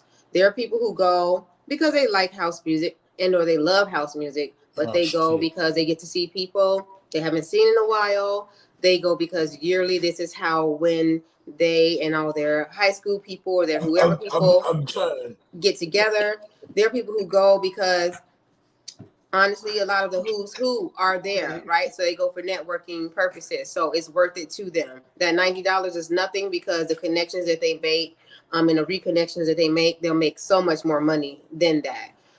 So it's worth it to some people. As for me, it wouldn't be worth it. I mean, I don't go anyway. I've never been to a Chosen Few Picnic, but I see everybody on Instagram and Facebook Live having a great time. They do. I've never heard of any type of bullshit happening. It's always peaceful. So I like what they're doing. I just don't like house music enough to go. But I think with this is with the climate that's changing, you know, you got the Kia boys and the Honda boys, you got the flash mobs that's going up. Lo say he play his own. DJ Play say he play his house music at the house and keep his $90 in his pocket. My thing is I think that they're just weeding out the bullshit. So I think the city for the most part is a business, right? And the person or entity that puts this on, they are also a business. The picnic has grown substantially over the years from when it first started, and people do come from all over the country and in some cases the world to this event. It's grown so big. We even say that even 1 year or more than 1 year, over 1 million people come to this event. So imagine the trash. Imagine a security detail, meaning CPD and other agencies coming to secure it and just be on call and available should something arise, which it doesn't, thankfully. Think about emergency services or EMS, ambulances and paramedics and things like that. We don't know what the heat and the weather will be like. People can and will pass out and have other emergency health situations. All of that stuff costs they went money. They went up on their insurance. Now the people got to pay for it. There's insurance. There's cleaning up. There's security. There's permits. There's all sorts of things that go into throwing a huge event like that. There's simple things like fencing and barriers and things like that. You have to pay in order to get permits to put that stuff up, and then pay these private companies to rent each little individual panel of fencing and things. I quasi agree with you, but now I can't just quasi. That's a fact. I mean, I quasi agree with you in regards to the overhead. You know what I'm saying? I get the overhead statement, but a $35 increase or a $25 increase from the previous year, that's a pretty big jump. It's a cost of doing business, and we don't know what increases they've had. And think about it. You don't live in the city, but you do live in Illinois. And I think many people in the comments can attest to this too. How many people have had a humongous jump, 50% jump or more in all their insurances, property, homeowner insurances, auto insurances, right? Yeah. Those have increased 50% and sometimes 100% or better in the state of Illinois. So I can only imagine these type of I agree with you for the cafe. They got hazard worse. and Now I event got Hulu insurances. ads. Yeah, ever since COVID and like the Kia Boys and stuff like that, all these insurance companies have near doubled many of their insurance premiums to try to recover their losses. And Beans, have you went to the Chosen Few? You just found out what the Chosen Few picnic was 2 days ago. I forgot. You haven't gone. I don't want to go. Anybody in the comments gone to the anybody morning drivers? I've never wanted to go. I don't like big crowds like that. Just the energy. I don't even want to be. I don't need that. I don't like that. I just don't like it. Martell says his insurance went from 500 to 1,500 in the last year. I was go to the Bud Billiken Parade. You say you only go to the Bud Billiken Parade? No, I said I would rather go to the Bud Billiken Parade. I'm good on that too, bro. Over this picnic. I haven't been to Bud Billiken since 1979. Yeah, I go all the time because most of my cousins be in the some of my little cousins they like the Just Right tumblers and all that shit. So I go out there to see them. If I could watch your shit on TV, I'm watching your shit on TV. If I could watch your shit on Facebook Live, I'm watching your shit on Facebook Live. I have a great time watching this shit from the comfort of my fucking home. I'm sorry. Well, I gotta say, man, the parade is fun. And the last couple of times, I had my son with me. I had my son, and then my other two little cousins. They 12 or 13. They had a good time, so it's a good time for me. I don't care. Pin Ties comment. Are you going alone, Beans? I literally just said that I had my son and my other two little cousins. Every year? Well, the last time I'm gone, last 3 years. No, you just said most of the time. You almost said Mo. You got Mo. Hey, Tyriggs in the comments scrolling and trolling. I know. The parade is not for kids. It's kids. I mean, it is for kids, but it ain't only kids there. It's a back to school parade. It's a back to school parade. I know, but even if I did go by myself, is that an issue? It's a back to school parade. Now it is. I mean, it wasn't before, but now that Tyriggs mentioned it, I think it's an issue now. Now we need to address. No, we didn't do just nothing because like I said, I got family performing in the parade. That makes a difference. Every year. That makes a difference. Yeah. So Chosen Few, if y'all just tuning in, man, Scrolling and Trolling is coming to a close. We tapped into Sam Jackson, tapped into Denzel Washington. We tapped into why Beans should not go to the Bud Billiken Parade by himself. We also tapped into the whole thing with the teacher on braiding his hair. Did that today.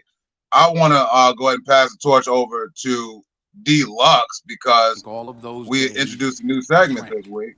Here go Flight. Here go Flight. Just a random clip out of nowhere. I didn't do that. I'm sorry.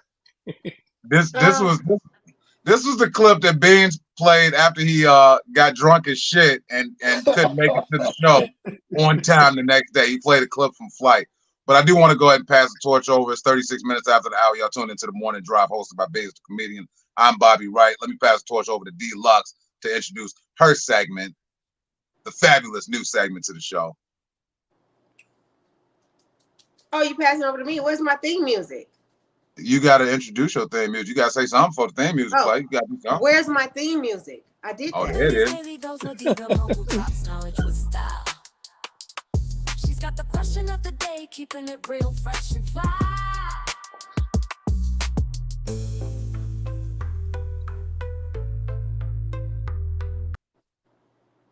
Don't be hollering at me. Well, I'm not going to holler at you, but I could have sworn that. Well, first of all, where's my clap? Yesterday I asked for you to add claps. Thank you. To add claps at the end of my guys. Thank you so much for hanging in there with us. I know we've been working on this theme music like all week. I asked that we could add the claps to the end of my theme song. Thank you. So it's not uneventful and awkward at the end of the thing. You know, I can't go into my That's porn voice provided at by this. Amanda Seals on the Spectrum. Okay, thank you so much. Welcome to Dee's Daily Dose. Okay. Right. I wanted to talk today, honestly. And I know we've been having a good time. Now, today's topic is it's a little heavy. It is. And I don't know how I feel about when people say this, like trigger warning, but there may be a little bit of a trigger warning. I just want to share about something that happened at the cafe last night and that has happened a few times over the last few weeks.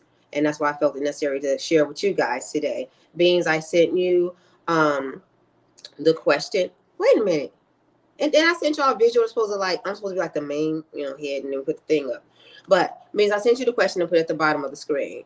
And so basically what happened about a month or so ago, during spoken word, we're having a good time. The host is up on the stage and she's introducing everybody. In the middle of the spoken word open mic, she looks and she says, "Oh my God, so-and-so, this woman poet just walked in. And you guys, she's just amazing. She's this, she's that. She's a phenomenon. We're so happy to have her here and bring her to the stage." She pushed her in front of the list, in front of everybody. This girl didn't even sign up for the list. And the poet was like, okay. And she came up to the stage and everybody is whistling and clapping because they know who this woman is. She's a young woman. And when she got up, people were clapping and cheering so loud. And then everybody got quiet to hear what she had to say for her to do her piece. And the first thing she says is, about 3 days ago, I just had my third attempt at suicide. And everybody was like, and I was streaming live and I had my camera up to hear these very profound piece that she was going to do. Later on, she went on to talk about her reasons why she was still here and grateful she was here. And she did this very powerful piece. And afterwards, me and dude from the cafe just looking like, and when she got off of the stage, the whole cafe came and embraced her. Like 100 people came and just did this big, big group hug. Wow. And it was good to see them embrace her. And then we went on with open mic with the poetry. But the girl was sitting off to the side by herself. And I'm still streaming. I'm still doing what I do, taking content of everybody. But it's like, I don't even know her. I'm not even like the cuddly type of person. But what do I do? This person just, is it a call for help? Why is she here? Is she still going through whatever she's going through? And she's sitting off by herself. So I just went up to her. I introduced myself. And I was just like, is there anything you need? She was like, no. And that was that. I went home and thought about her. I DM'd her like the next day and said, hey, I just wanted to, thank you for coming out and just, check on you, see how you were doing. I never heard back from her. That was that. Fast forward last night, a very well-known poet came in. Last night was all talent open mic. Well-known poet came in. Everybody loved him. They were so happy to see him.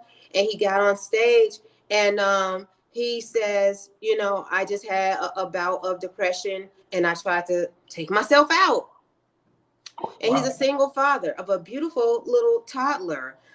He said, but I'm good. And then he began to perform his song. And the song was about managing stress and what goes through his mind when he's overwhelmed with stress. And it was a good ass song and everybody, was into it.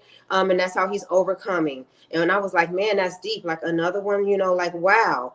And I'm like, okay, this is, whatever. Soon as he leaves the stage, another guy comes on and he does this very powerful song. He's rapping. His song is about his friend who committed suicide on Instagram Live.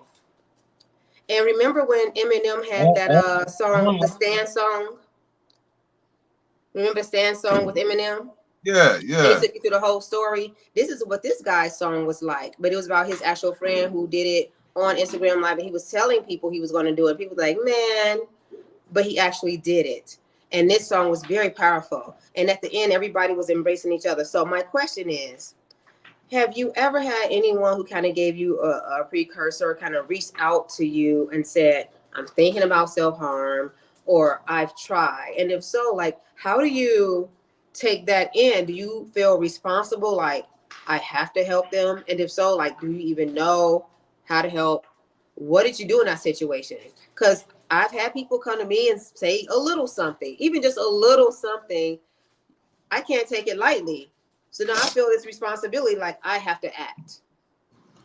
The fact that it's so prevalent now is just tripped out to me, with everybody just loosely doing it. I've never had to encounter someone doing it in that manner. Not to say the name, but there's a comedian in Chicago that threatens it at least once a year.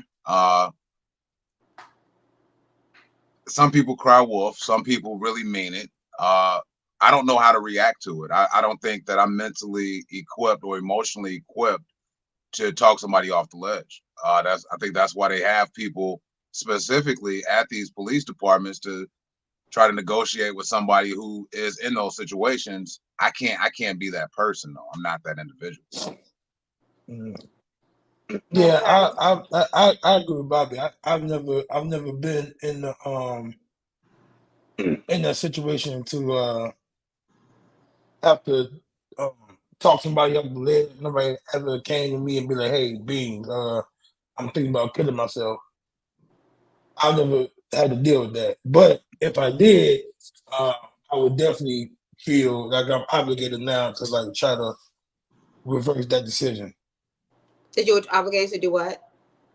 Reverse his decision to, or try to make him not do that in my heart. So you would do that by way of conversation? Or or whatever it takes, like whether it's conversation, whether it's like whatever it is, I'm gonna do whatever I can to make this person not feel like they want to kill themselves. And it's bad because it seemed like I don't give a fuck when I say it. So what I would end up doing is, just to show that I give a fuck, I'm a snitch. I'm gonna go tell somebody who has that emotional bandwidth, like maybe a mother, a sister, a friend, who that they're someone else that they're really close with. And Yak Dog, thanks for your transparency. That's actually the comedian I was referring to. Yak Dog, he was in the military. Suffers from PTSD. Austin Rich, man. Good morning. Welcome back to Chicago, brother. Yak, he suffers from PTSD. He was in the military, and every year around a certain time, it's like clockwork, something emotionally attaches to him. The church people will be like, he got them demons on him. I ain't even gonna say all that. I'm just gonna say, motherfuckers just don't want to be here no more. Don't feel like yeah, I'm sorry that you've gone through that. I do have a question, and if you don't mind, my question is, why do you opt to do your action live?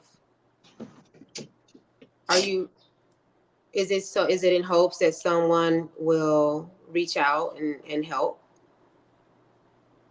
It's hard to talk someone down from it, but if they're reaching out to be talked to, a simple conversation and simply acknowledge it, and sometimes can change it. So did you take the bottle of pills on Facebook Live so that you can have that conversation and have someone to talk to? Because people. I hope I never have to deal with that, to be honest. So Ed says, I want to say something unpopular, but y'all might be mad if I say it. So we're opening a dialogue today so we can talk about these things, because I know I talked about, people who have shared their experiences in the cafe. This is just over the last couple of weeks. But of course, in life, I myself, and I'm sure other people have had people make mention, either serious threats or not so serious, or just thoughts of it. So I'm just wondering, because a lot of us have not been trained or anything like this. Like, how do you even respond? Do you take it lightly, or do you be like, I don't want that responsibility? Like, why are you telling me this? Because there's been a time, and this may not be a proud moment, but there has been a time where I was like angry that somebody put that on me. This was somebody I didn't even know that well. And her situation to me was just so trivial. It was over a nigga that, like, it was over a dude that is not even her husband. It's not just some dude that she was screwing. It was just so stupid. And she was a mother with children, and you somehow outing yourself, over this penis. That's called a magnifiable moment, D. People don't see the distance, like the tragedy plus time equals healing. People don't see that. People get so caught up in that moment, and it's just magnified. They think that this is like an end all right now. You mentioned Eminem's stand, and Eminem's real life. His uncle committed suicide because of a woman who didn't want him anymore, so he wound up taking his own life. I believe Eminem's Uncle Ronnie talks about him a lot. And Yak, we appreciate you for not committing suicide. You're a very talented individual. So whenever you get those thoughts, man, just try and do it. Stats saved my life that night, and my last attempt 3 years ago, Austin Rich saved my life. You know, brother, I'm just glad you're still here. So I asked Yak, why did he do it live? He said, when I did it live, I was really just doing it live because, he was already live. So you weren't live. He was like, you know what? F it. I'm about to go and take these pills right now. Were you doing it low key, or was you making it known like, hey, I'm taking these pills to do that? Okay. So then I was like, fuck it. I'm already here. I may as well let everybody see it. Yeah, Marcel says Latoya Sat saved my life that night in the last attempt 3 years ago. Okay, yeah, so were these people who were viewing you and showed up at the house, called the police? I noticed too, I don't know if they still have it, but I feel like, I don't want to call it a trend, but a lot of people began to make attempts live, or they would make Facebook posts and say, hey, I'm going to do this or that. And so Facebook did make a like a help so-and-so feature on Facebook. So if Beans was doing something erratic or like he may self-harm, you could click on the side of his post or his live, the 3 dots or something, and a drop down will come and it'll say help Beans. And if you click that, it'll say like what's going on with Beans. And it may say something like Beans is ready to harm himself or something like that. And it'll take you to like a crisis center or resource or something. Before I make my next statement, let me just say it's something about Urban Lux Cafe, which is located at 2911 East 79th Street. We talking about D's open mic last night and how people are feeling as though it's a safe space to open up about their depression, about their suicide, and feel welcomed enough to talk about this. And that speaks volumes about your place, D. You know, it happens somebody come through and say that in a public forum like that amongst people they don't know. You know, that's a cry for help. Yeah. And it's not always, you know, it's not always suicide, but just various things. And people do come there and they heal and they feel safe and they talk about stuff. And they receive compassion. And we're having what's called Shy Love tonight. That's what our poetry night is rebranded as, with our new hostess named Tiani. And she has a theme song. She's just so cold. She raps, she sings, she dances, and she has a theme song. And she's like, Shy Love. And she says, you could come in here, you could come in this mother and get a big hug. And she made that theme song before she ever even came to Urban Lux. And this is what happens. People come, they talk about things like this or other things. And at any moment, people are like, you know what? And the whole cafe, and it's not always like this, but it's very likely it could happen. People will come up and just embrace, and as a group, because it's needed. And it's heavy sometimes because I'm a G. You know, I don't be doing all this cuddly, lovey-dovey stuff. I truly don't. But at least every day, I'm brought to like a little tear or something. Like every day is something really powerful and really healing that happens there. And this is not an infomercial. I'm just saying I've never seen anything like this before. Never. And I also want to tap back to the fact that we're still trying to recalibrate society right now. We spent 2.5 years in captivity, basically, with the pandemic. And now everybody's scrambling to try to find their way. You know, whether it's a new job, whether it's a new relationship or a failed relationship, because you realize that the relationship you were in just wasn't going to cut it. We had to spend too much time with each other, with our close ones during that pandemic, and we realized that we really don't like each other that much. Yeah. You know, there was a show that came out. You could be like, no, I'm saying you could be like Morgan Freeman on the movie, and be like, you smoke crack, don't you? You smoke crack, don't you? You smoke crack, don't you? Anyway, the guy who came yesterday, who told us about his recent attempt, and he was there with his beautiful toddler son, and then performed his amazing song that talked about what goes through his mind with stress. And he was talking to the stress as if stress was personified like a person. And it was so good and so visual, right? When it was over, again, I was sitting there streaming and taking pictures, my content was looking like I wasn't expecting that. I don't know what to say or do. But I did go over to him after the fact, and I said, because everybody loves this guy in the poetry world. And I just went to him. I said, you know what? I said, thank you for sharing your story. I said, but you are loved. Like, people love you. And I said, I'm glad you're here. He said, thank you. And then I bought him some ice cream. His face just lit up so big. And I welcomed him back for a feature, and he said he'd come back. But he was just so happy to be there. So things can change. The next day can be just a better day for you. That's why you can't really magnify that moment, whether it's that or a bad relationship. We have to try not to magnify bad moments like that. And there's no such thing as a total bad day. You're just having bad moments. Even if you have 2 bad moments in a 24-hour period, it's still not a bad day. It's just a bad moment. And that's how I've always processed it. And I'm not intentionally trying to learn all about the inner workings and this and that, right? But then it's also explained to me there's the bad days, the bad moods, the feeling of you have the blues. Then there is definitely chemical imbalances. Then there's PTSD. So it's different things that I can't wrap my mind around, right? Because there are other things. And then there's the having the blues and the bad moments. Ty says, I dealt with that when I was 17, got sent to Heart Grove for a few weeks. I'm not going to talk about it at the cafe though. That sounds like a bad spell, bad moment. He's not going to talk about the cafe, but it seemed like people, I'm all for, I guess, dealing with it how you have to, talking through that. You know what I mean? Yeah, you have to. And I think that it's influential too. Like, it becomes a trend. It was a show I watched, and it was a pretty good series, but I felt as though like it was kind of like a Boys in the Hood situation. Y'all seen that show on Netflix, 13 Reasons Why? Have y'all seen that? Yeah. The first season. By the second one, I was like, okay. I watched all of them, but they ended up talking about the mass shooters as well as the suicide as well. But the suicide. What happens is people see shows like that and say, wow, that got a lot of attention.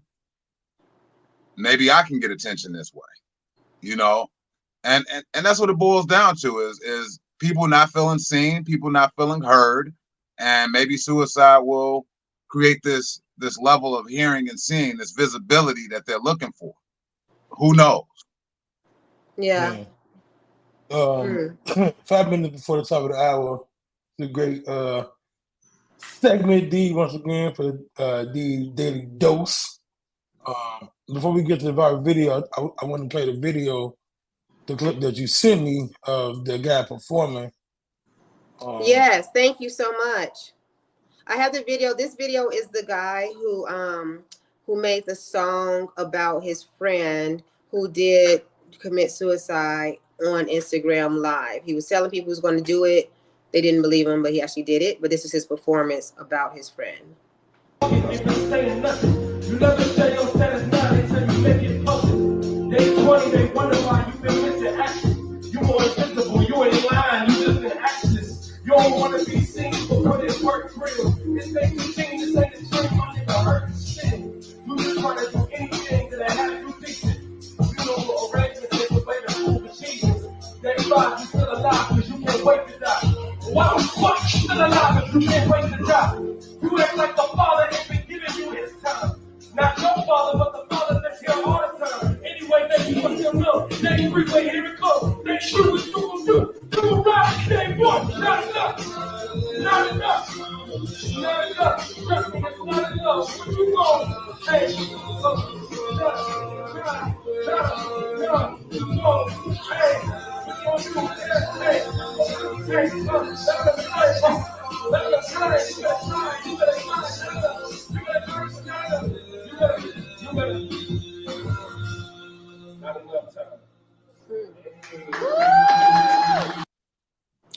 So as you can see, he wrote this song about his friend and he was performing it, but you can see he starts to get very emotional and was basically cussing his dead friend out.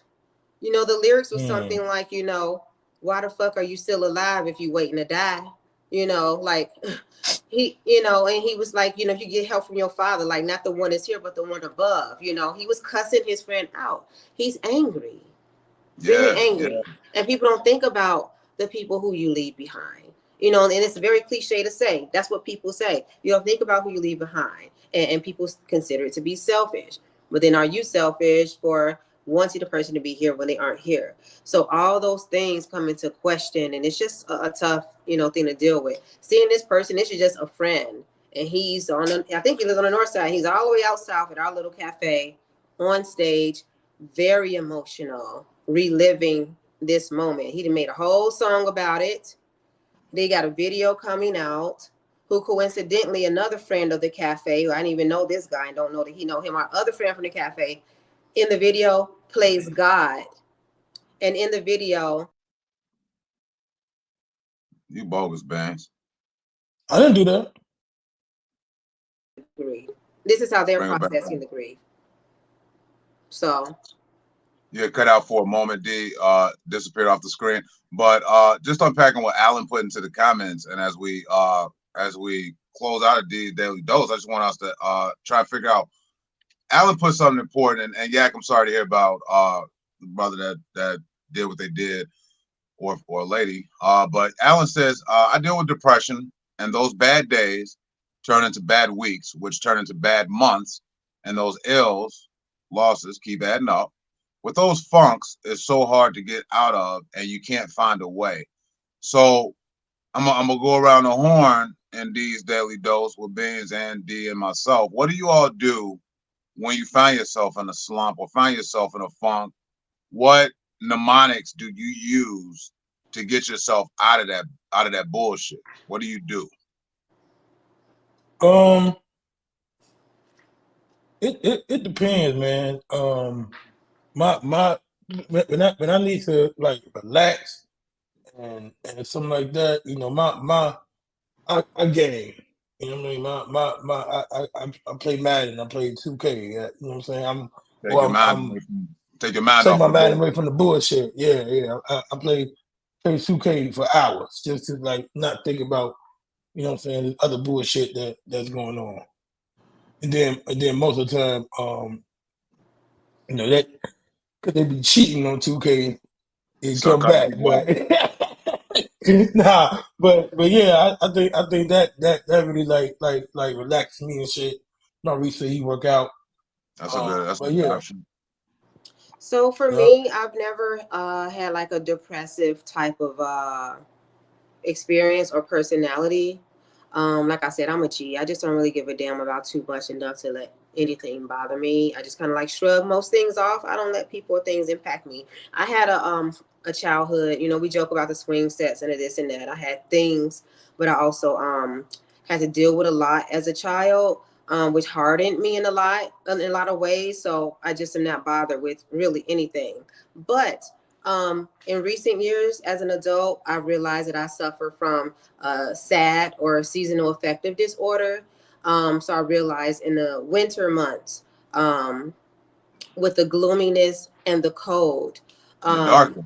Yes, it yeah, the get dark. darkness. I'm not inspired or motivated to. I want to say at first it was leave the house, but leave my bedroom or the bed, and I'm not laying around sad or anything like that.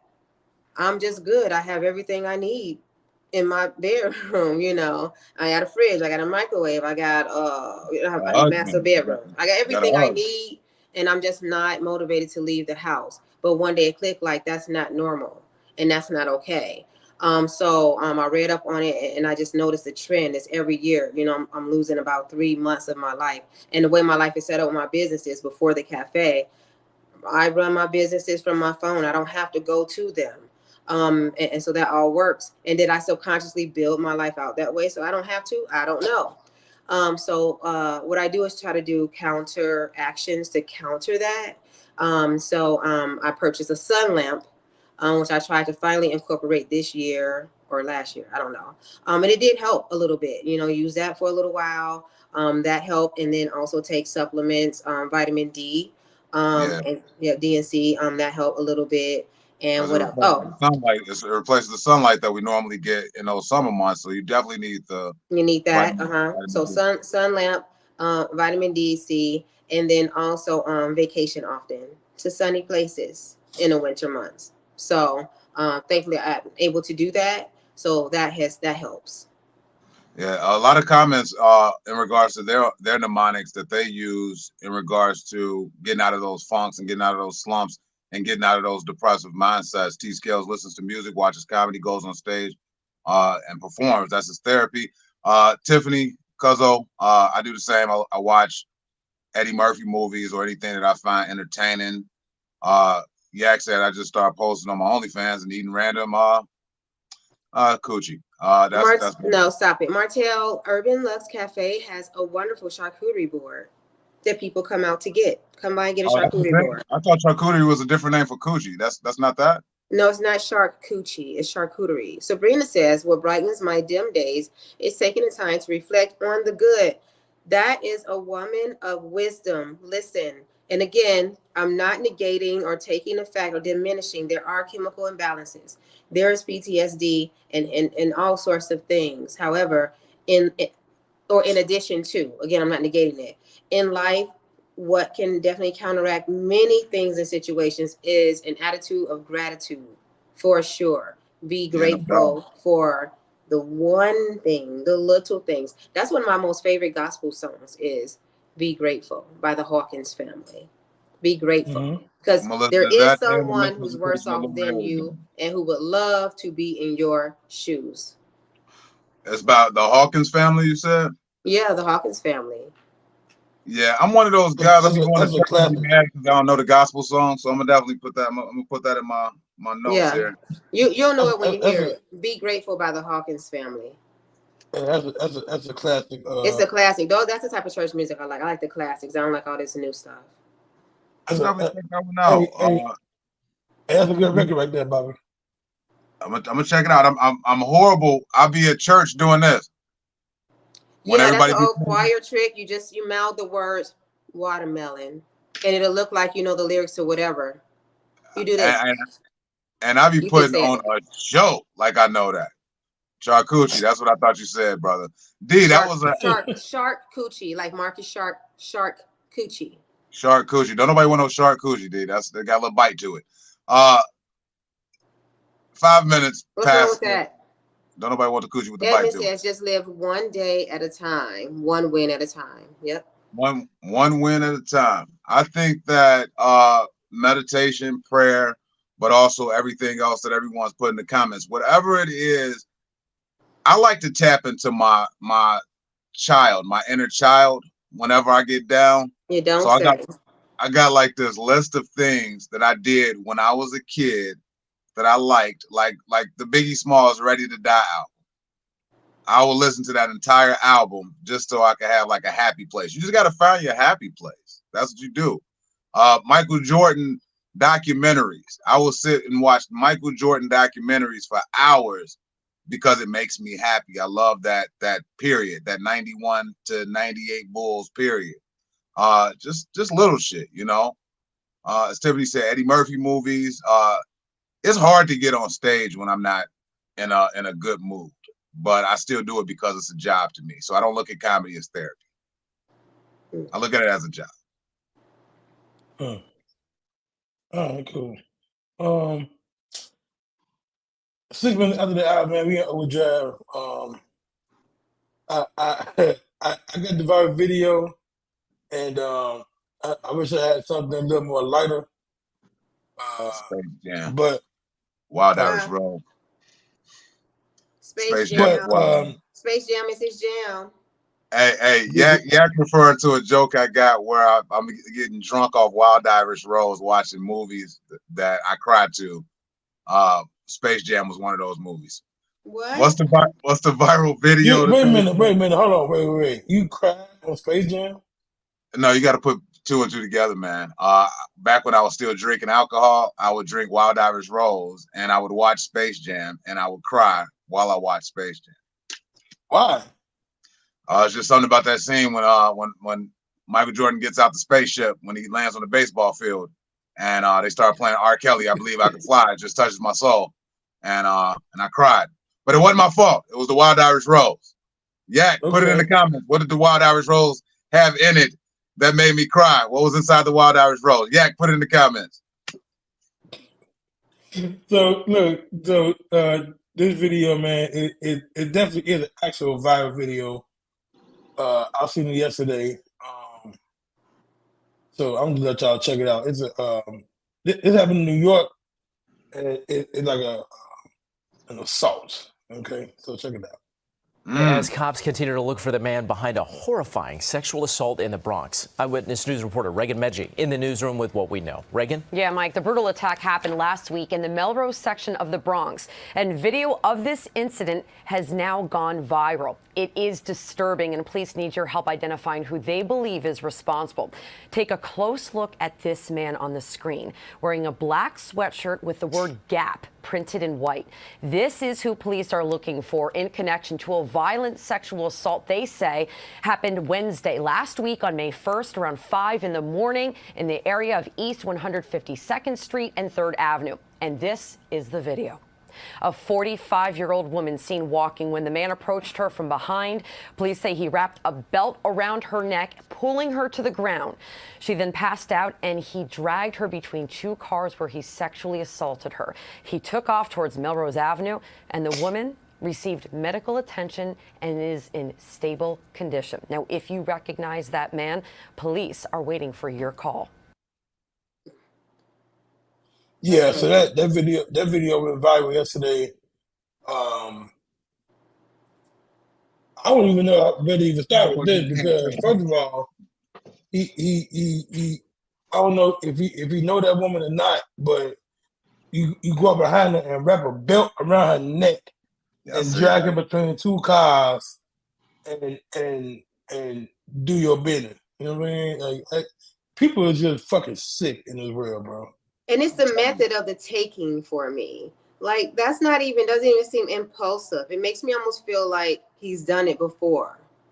Yeah. You know what I mean? To have the belt already and that method. Okay, if I take off my belt, fasten it, make a loop of it, throw it around her neck and wrangle her. Like, have you done this before? Right. That was what I was thinking too. Because premeditated. It's weird. Premeditated, yeah. We wild He probably seen that woman before, because most people, especially in New York, they got a routine. They took the same route to work or whatever every day, and he probably been watching her for a while. You know what I'm saying? To know that she gonna be walking this way at this time, and then it's out in the open. It was daylight between two cars. Out. Yeah, that was wild. Yeah, I seen it yesterday, man. Last night. I knew that shit wild as fuck, bro. Yeah. Suicide and rape in the same episode today, y'all. That's crazy. Yeah. And look, I tried to you know what, matter of fact, let me do something real quick, man, because I feel like we need some a palate cleanser. You definitely need a mental we need something to laugh at real quick. So give me a second. Well, I thought that's what we was gonna do, but then you put up SA right after suicide. Yeah, we can't say. Well, yeah, but see, I didn't know that was what he was gonna bring. So this episode is very Academy Award worthy. It really is. We're gonna be like, hey, we talked about suicide, rape. Now have a good weekend. Yeah, have a good weekend. We need a funny cat video. And I mean kitten, feline, please. Hey, that's crazy. Okay, hold on. I can see this. I got this funny cat video, man. It's Pinky. Y'all ever heard of Pinky? No, we don't want Pinky. That's the only cat video I got on my phone. Why would you? So the new Pinky or the old Pinky? It's in between. Hey, look. So I was a huge. Pinky look like a thumb. Nah. I was a huge Tom and Jerry fan. Was y'all Tom and Jerry fans? Yeah, Hell of course. yeah. I know all things Tom and Jerry. I'll kick your ass in Tom and Jerry trivia. Crambone. Okay, so I seen this on Tip Top. He's Uncle Crambone. Grab me. What's his name? Hey, that's your Halloween costume, Beans. What? The uncle. What uncle? Crambone. Nah. So look, my I seen the video and now without a guitar string. My childhood is ruined. Okay, so just check this out. Oh, ruined. What is this? Oh yeah. I be using that GIF all the time. Put a squirt on them. Oh. I use that all the time. Not the lick and bust. And get cream pie. Just when we were gonna get a Grammy and an Emmy for this episode, Beans decides to yeah. We knew T Scales was going on. Him right. Crambone. They're ruining it. They're ruining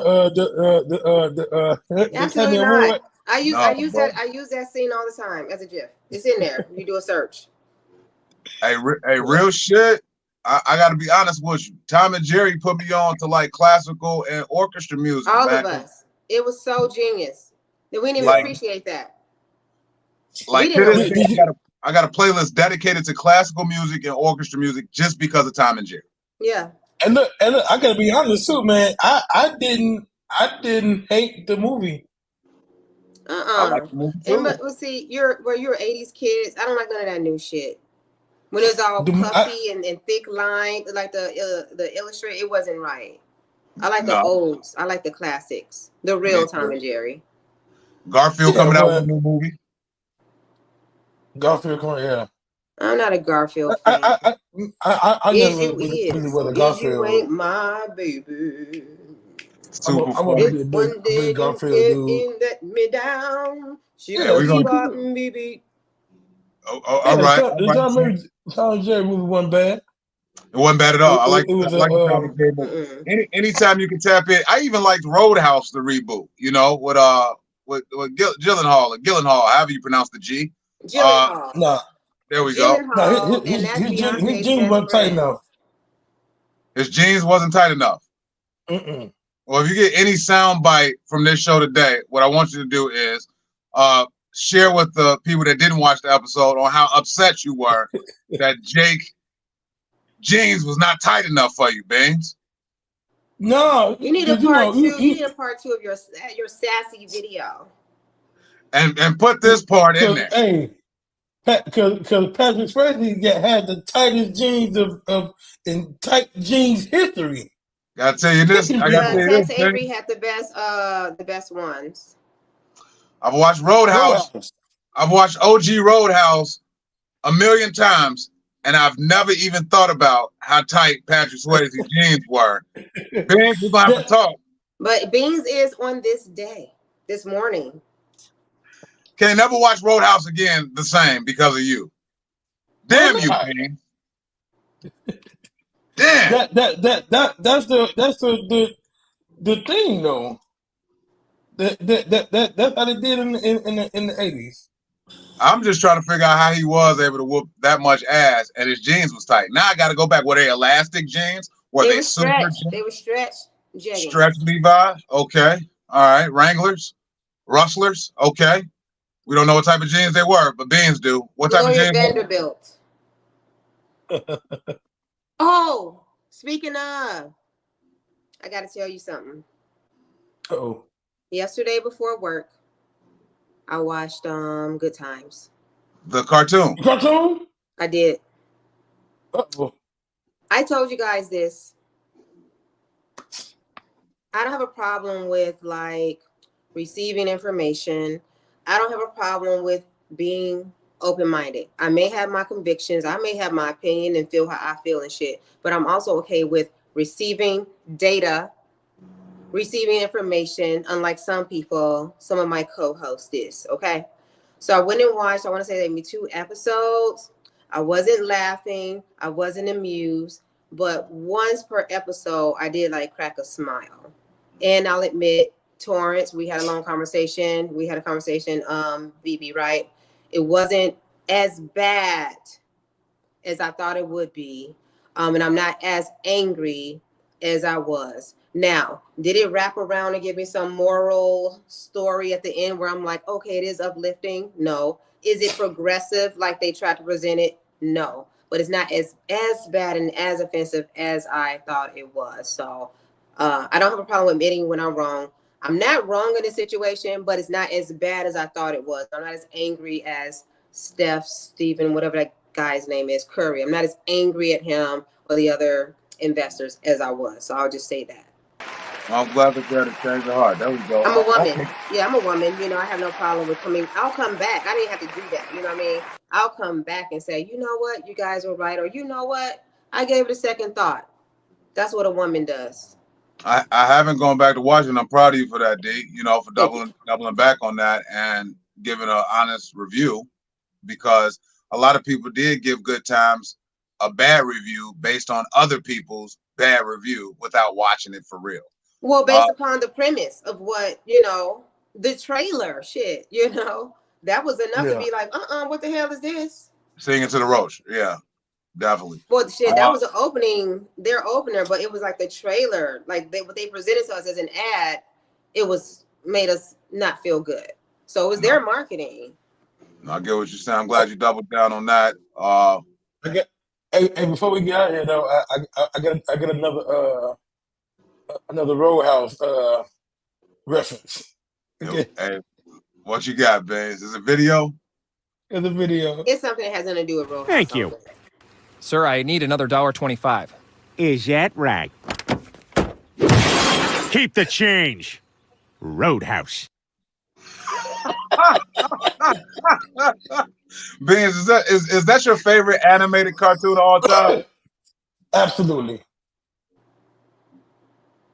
Top three for me for sure. It used to be The Simpsons, but then when Family Guy came out, Family Guy is head and shoulders above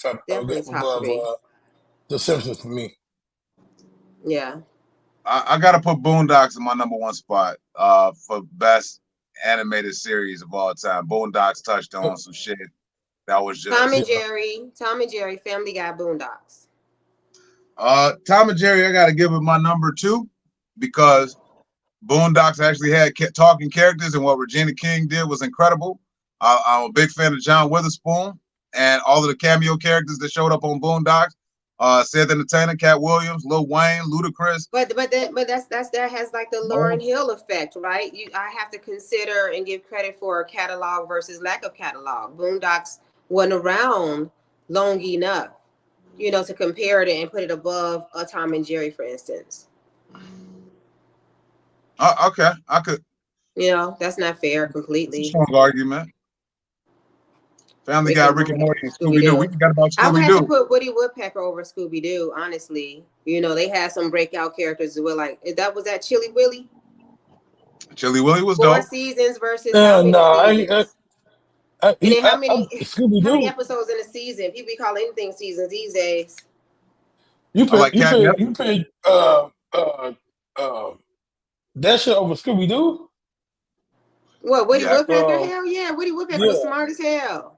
No, not. Hey, you know what? The Mystery Machine, they was in there smoking good weed, man. Hey, the 3 5s. That's all it takes. Shaggy had 3 5s for $20 back then. I'll take Looney Tunes. I was going to say that. I'll take Bugs over Scooby-Doo. You kidding me? I'll take. You know what was very smart? No, Scooby-Doo was Bugs. You know, I would take SpongeBob and Courage the Cowardly Dog over Scooby-Doo. SpongeBob? I mean, over. Courage and SpongeBob is smart and funny as fuck. Hey, don't sleep on the Rugrats. Oh, Rugrats. Yeah, but Scooby-Doo is fucking Scooby-Doo. Scooby-Doo even as a kid, I was like, that's not really a monster. You know, after the 3rd episode, you know, it's not really a monster. Yeah, but it's the fun of going through it though. It's the fun of going on an adventure with the gang. It's not really an adventure. You know that's not really a monster, and you know there's going to be a long hallway. I with didn't a know cool nothing. song, and they're running back and forth between doors and confusing each other. They in the one door, another door, and then Scooby-Doo and Shaggy, they're going to run out the same door and bump into each other and fall. They're going to try to run when they're afraid, and maybe in one spot and not going anywhere. It's the same thing. Every time it was hilarious.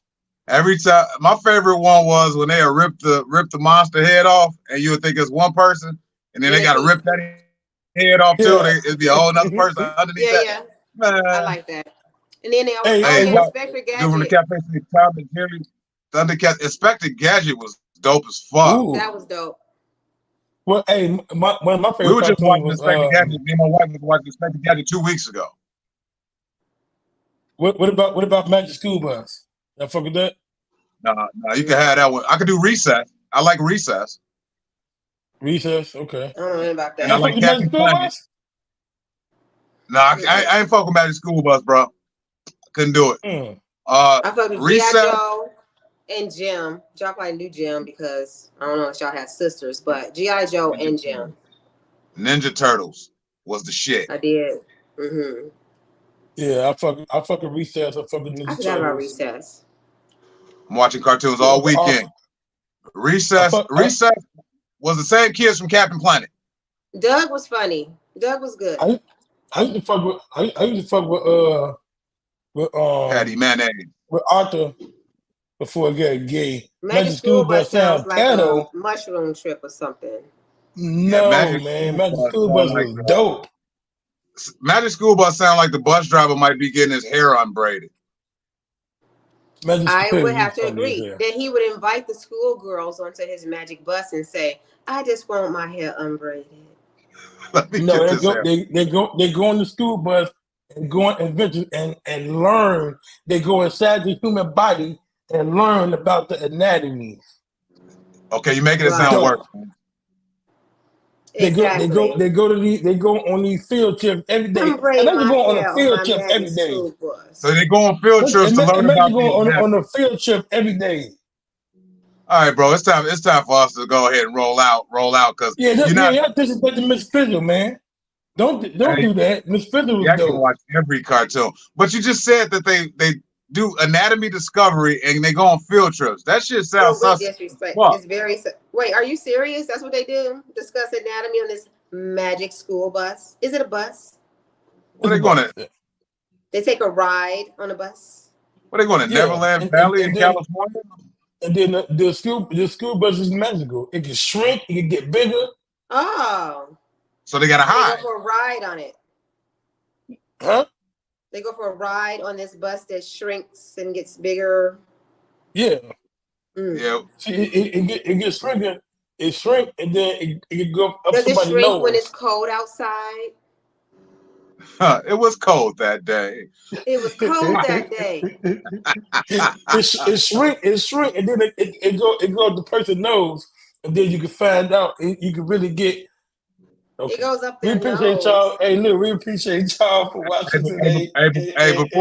Before you close out, man, we gotta tap into the weekend events, man. Don't close out just yet. I know we're in overdrive, man, but we got events this weekend, bro. So tonight at Urban Lux Cafe, we got the spoken word poetry event called Shy Love, 2911 East 79th Street, and tomorrow is comedy night, which is open mic night, and it is hosted by our own beloved brother and friend, you right? Yep, BB Wright. Oh yeah, no look, doubt. I'll be there. How old is this picture? Because he's skinny now. He's not as muscular. He's skinny now. Thank you, Maurice. So Bobby Wright will be hosting comedy open mic night at Urban Lux Cafe tomorrow, which is Saturday, the 11th, 6:30 p.m. to 9 p.m. If you are a seasoned and existing comedian, you can come and rock the stage. If you are an aspiring comedian or just someone who wants to give it a try, you're also welcome to do so. Or if you're just a spectator, want to come and laugh, you're all welcome to come, hang out, eat, buy some food, hang out with us, and have a good time. It's free admission. Make sure that black coffee ready for me too. You know, I got you. Straight black, no sugar, no cream. I'll Looking be forward to there this, y'all. in some pastel colors. Oh yeah, salmon, of course. No, Salmon. I can't do salmon. I'm gonna do something else. But yeah, we're gonna rock out tomorrow. We're gonna have a good time. I believe DJ Jasmine gonna be in the building on the 1s and 2s. She will. So we're gonna have a great time tomorrow. Sign up at 6:30. We're gonna get it started promptly at 7 o'clock. On time, cousins. On time. I'm gonna start it on time like I got a white wife. Okay. Okay. You bought it then? Okay. Okay. That's an after party. That's an after party because we close at 9 and we out the door at 9. Oh, so after party is Lebanon Lounge. After party is Lebanon Lounge tomorrow. Fuck it. Let's do it. Let's get it cracking. Oh, celebrity, that's down the street. You're our neighbor, pretty much, right? It ain't that far from the cafe either. No, not even 5 minutes. And Yak, let me say this before we get out of here. Yak, stop posting about them damn gray sweatpants, brother. Yak gonna put on his Facebook post that his gray sweatpants got wet and he got more tips that night because he had a wet print. Well, and you all need the to ladies. you need to just show up with it. See, not that I need to see his print, but we're supposed to have print Fridays. But anyway, yeah, show up to work with your print wet already and make money through the door. Duh. Okay, look, let's take a vote on Print Friday. I vote no, Bobby. I vote no as well. I mean, she's outvoted quickly. I mean, we're not doing Print Friday. That's not gonna happen. Nice try, D. Yeah. It's almost unanimous. You know what, D? You might as well go ahead and vote no too. Join the game. Ed votes no. I thought it was cool. Thought you had a friend, didn't you? No. Hey, we looking forward to having a fun weekend, man. Like I said, the pandemic is over. Get your ass out the house. Even if you're not gonna see us at Urban Lust Cafe, that was the quickest Democratic election ever. Yes, that's how the shit goes. Make sure y'all get registered to vote too. Reparations is on the ballot this year for November. Make sure y'all get that. Beans, take us out, man, because I got some shit I got to do today, man. As much as I love looking at y'all beautiful faces, I'm done for the day. He vote no too. Nice. So look, man, if you're watching on YouTube, make sure that you subscribe to the show and to the page or the channel rather. Facebook, like, share, subscribe. Bobby Wright, hey, make sure y'all check out all the events coming up this weekend, tonight, tomorrow at the Urban Lust Cafe. And happy Mother's Day, mothers! Happy Mother's Day to all the mothers. Let me get the clap. Happy Mother's Day to all of the mothers. You are doing an amazing job. Happy Mother's Day, D. Happy Mother's Day, D. Thank you so much. Happy Mother's Day to all our morning drivers. My daughter is having a daughter. I'll make that as a Mother's Day announcement. Happy Grandmother's Day, D. I'm too young. So you are a grandma. My daughter is having a daughter. Yes. Oh, Bobby, do you know who is a grandma? Huh? Do you know who else is a grandma? Who else is grandma? My cousin, Tiffany. It's all good. You know, grandma. She's a new grandma. These new grandmas be looking young than the motherfucker though. Glammas, as y'all like to be called. Glammas. I'm not being called that. Yeah, I'm taking my grandma on Sunday. Real quick, what y'all got planned for Mother's Day? Real quick before we leave. I'll be at the cafe, but we are doing special plans. I'll be at the cafe. I'm working. We're having a showcase though, so we're gonna have live music. So just working for me. I'm gonna help my mom plant flowers. That's what I'm gonna do. Go hang out your mom. My mom is not here anymore. Mine either. But I'm taking my grandma to eat. Nice. And hey, shout out to my son's mothers too. Happy Mother's Day. We may not get along, but you all are doing a fantastic job. As best as you can. So shout out to y'all heifers. Yeah, no. Sunday is Mother's Day. Next Sunday is Baby Mama Day.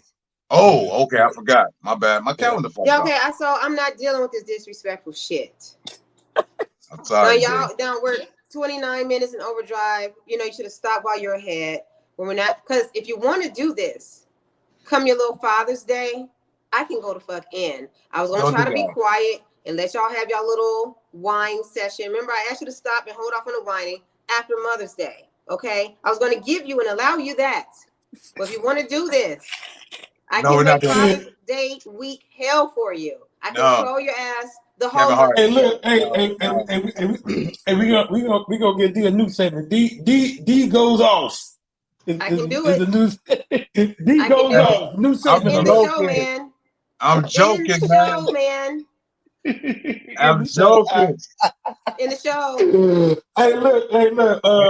Bobby Wright, Choices you D could have look. pulled I'll out. be We talked about that earlier.